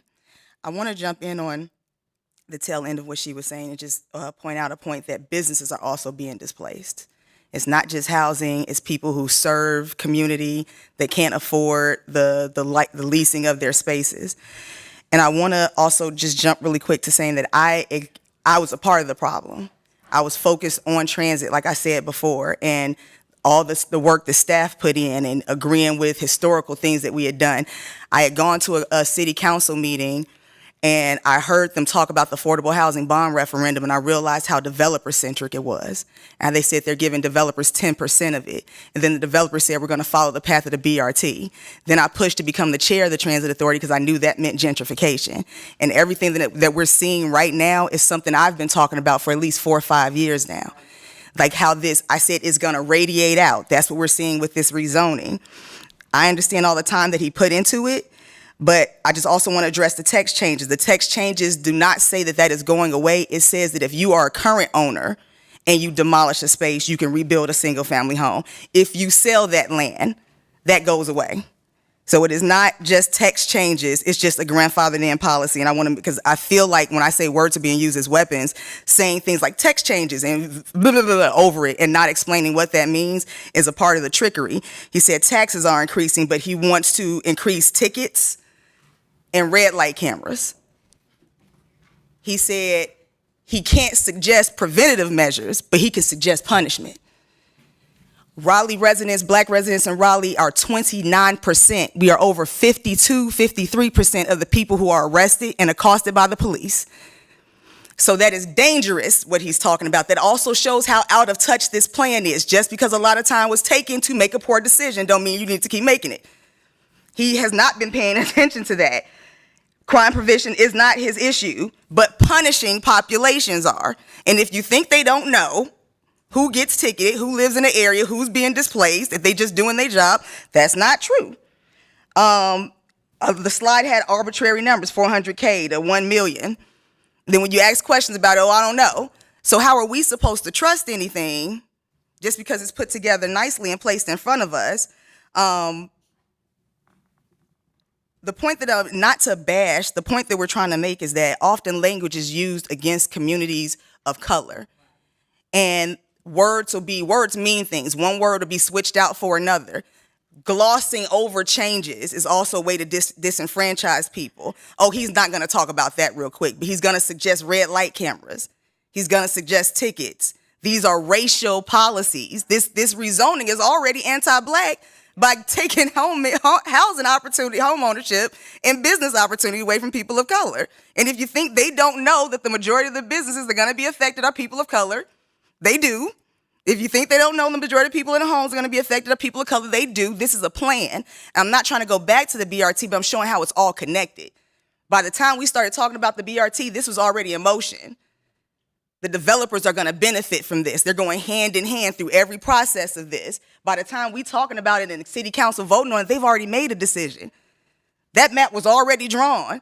Then they make excuses for why they made the map. They're not using data to inform facts. They're using their opinion to inform data. So we just need to be, it's important if we're talking about protecting people. Raleigh is on its march to become an exclusive city where you can only live here if you can afford to live here. And then that exclusiveness is going to become a city where you can only live here if you're desired to be here. It is a slippery slope. We have seen it happen multiple times. Even in Charlotte, the BRT was put in and it dropped the economic power of people of color in Charlotte. We want to go to Virginia, New York, Atlanta, wherever to talk about similarities of transit, but we're talking about Charlotte's 2 hours away and they did a BRT. And if we're talking about rezoning and changing housing, do you think if we're talking about the BRT is for ridership, it should be up Western? That should be the guinea pig. Because NC State can absorb that, any development. If we're talking about it's about development, it should be up Capitol. That should be the guinea pig. Capitol can absorb development. Why is it New Bern Avenue? Like, think about, and do you think North Raleigh or any other area is going to say, hey, yeah, we're going to approve a rezone that says that I can't do what I want with my land?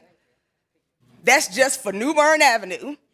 That ain't going to happen Western. That ain't going to happen no other corridors. They're going to say, oh, this is the plan for future, but the future, we might even get the money for those corridors.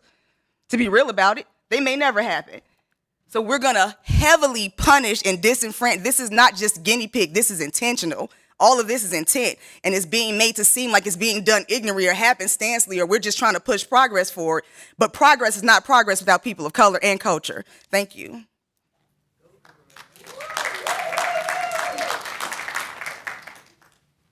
Good evening. Thank you for your service, and thank you for letting me speak. The proposed transit overlay district will incentivize demolition of hundreds of homes in 5 historic East Raleigh neighborhoods. These neighborhoods are currently of higher density than the city average, with small houses on small lots, numerous affordable apartments and duplexes, aka missing middle. These neighborhoods have many beautiful historic houses and mature trees. These neighborhoods are assets to our city. The residents love their homes and their neighborhoods. The current homeowners will be pushed out when their beloved homes are surrounded by 5 to 8 story buildings, and their taxes shoot up due to their property being revalued for high density. The current renters will be pushed out when their landlords sell to developers.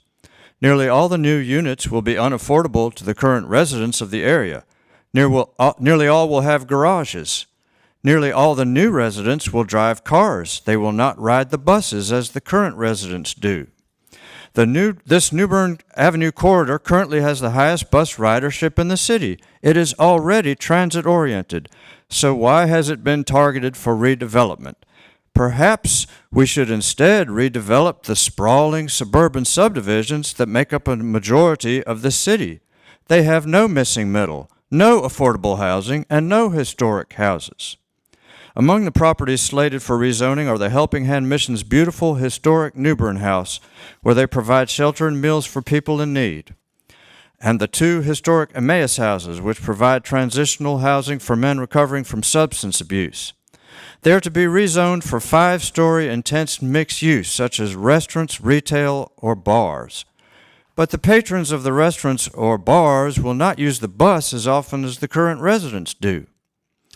In the staff's report to the commission, I find this statement, quote, "More than 1,000 participated in the planning effort with all final recommendations strongly recommended by participants." But in the last month, I've been to 3 neighborhood meetings on this matter where staff was present. Every citizen who expressed an opinion was against this rezoning. Not everybody spoke, but many did. And most of these people had just recently realized the impact of this proposal. And many people who will be affected still don't realize it. This sort of rezoning is a current trend among city planners, as Mr. Mabel mentioned. Back in the 1960s, there was a similar trend called urban renewal. It meant tearing down old neighborhoods, often black neighborhoods, and putting in expressways and office buildings and housing projects. They tore down Raleigh's 4th Ward, Smoky Hollow, and the Old North Side. Plans called for demolishing South Park, Old East Raleigh, and Oakwood and putting in an expressway. But in 1974-75, the City Council finally listened to the citizens and put a stop to the plan. We will always be grateful to these excellent leaders. Please show the same leadership and ask planning staff to exclude East Raleigh's historic neighborhoods from this rezoning. Thank you. Thank you. Looking at the time, we are going to lose a quorum in 2 minutes, so we can have one additional speaker. But after that, we won't be able to take any additional speakers today. As we noted at the beginning of the meeting, we can hold this case at the table, both of these cases at the table, for one additional regular meeting of the Committee of the Whole, and then we could have additional meetings in June before the deadline as well. So we'll have just the one additional speaker, but we don't have time for anyone else after that. Okay, my name is Alfreda Clinkscale. I live at 9 North Fisher Street, and I guess y'all are trying to rezone me to 5 stories. I'm presently 3 stories. And the part that I want to understand is I was trying to decide if I wanted to put solar panels on my house. Okay, the building next door to me, if they decide to do their 5 stories, I wasted money getting solar panels on my house because they're going to block my sunlight. So in essence, I don't understand that at all. No one knows if this person that's beside me is going to decide he wants to do 5-story or 3 stories or stay at 3 stories. So that is a problem for me. Also, the other thing that I wonder about is when y'all put these new houses in, you make a difference with the people that are there. The new homeowner get a sidewalk. The owner next door to him that's been there 30 years don't get a sidewalk. That don't make sense to me.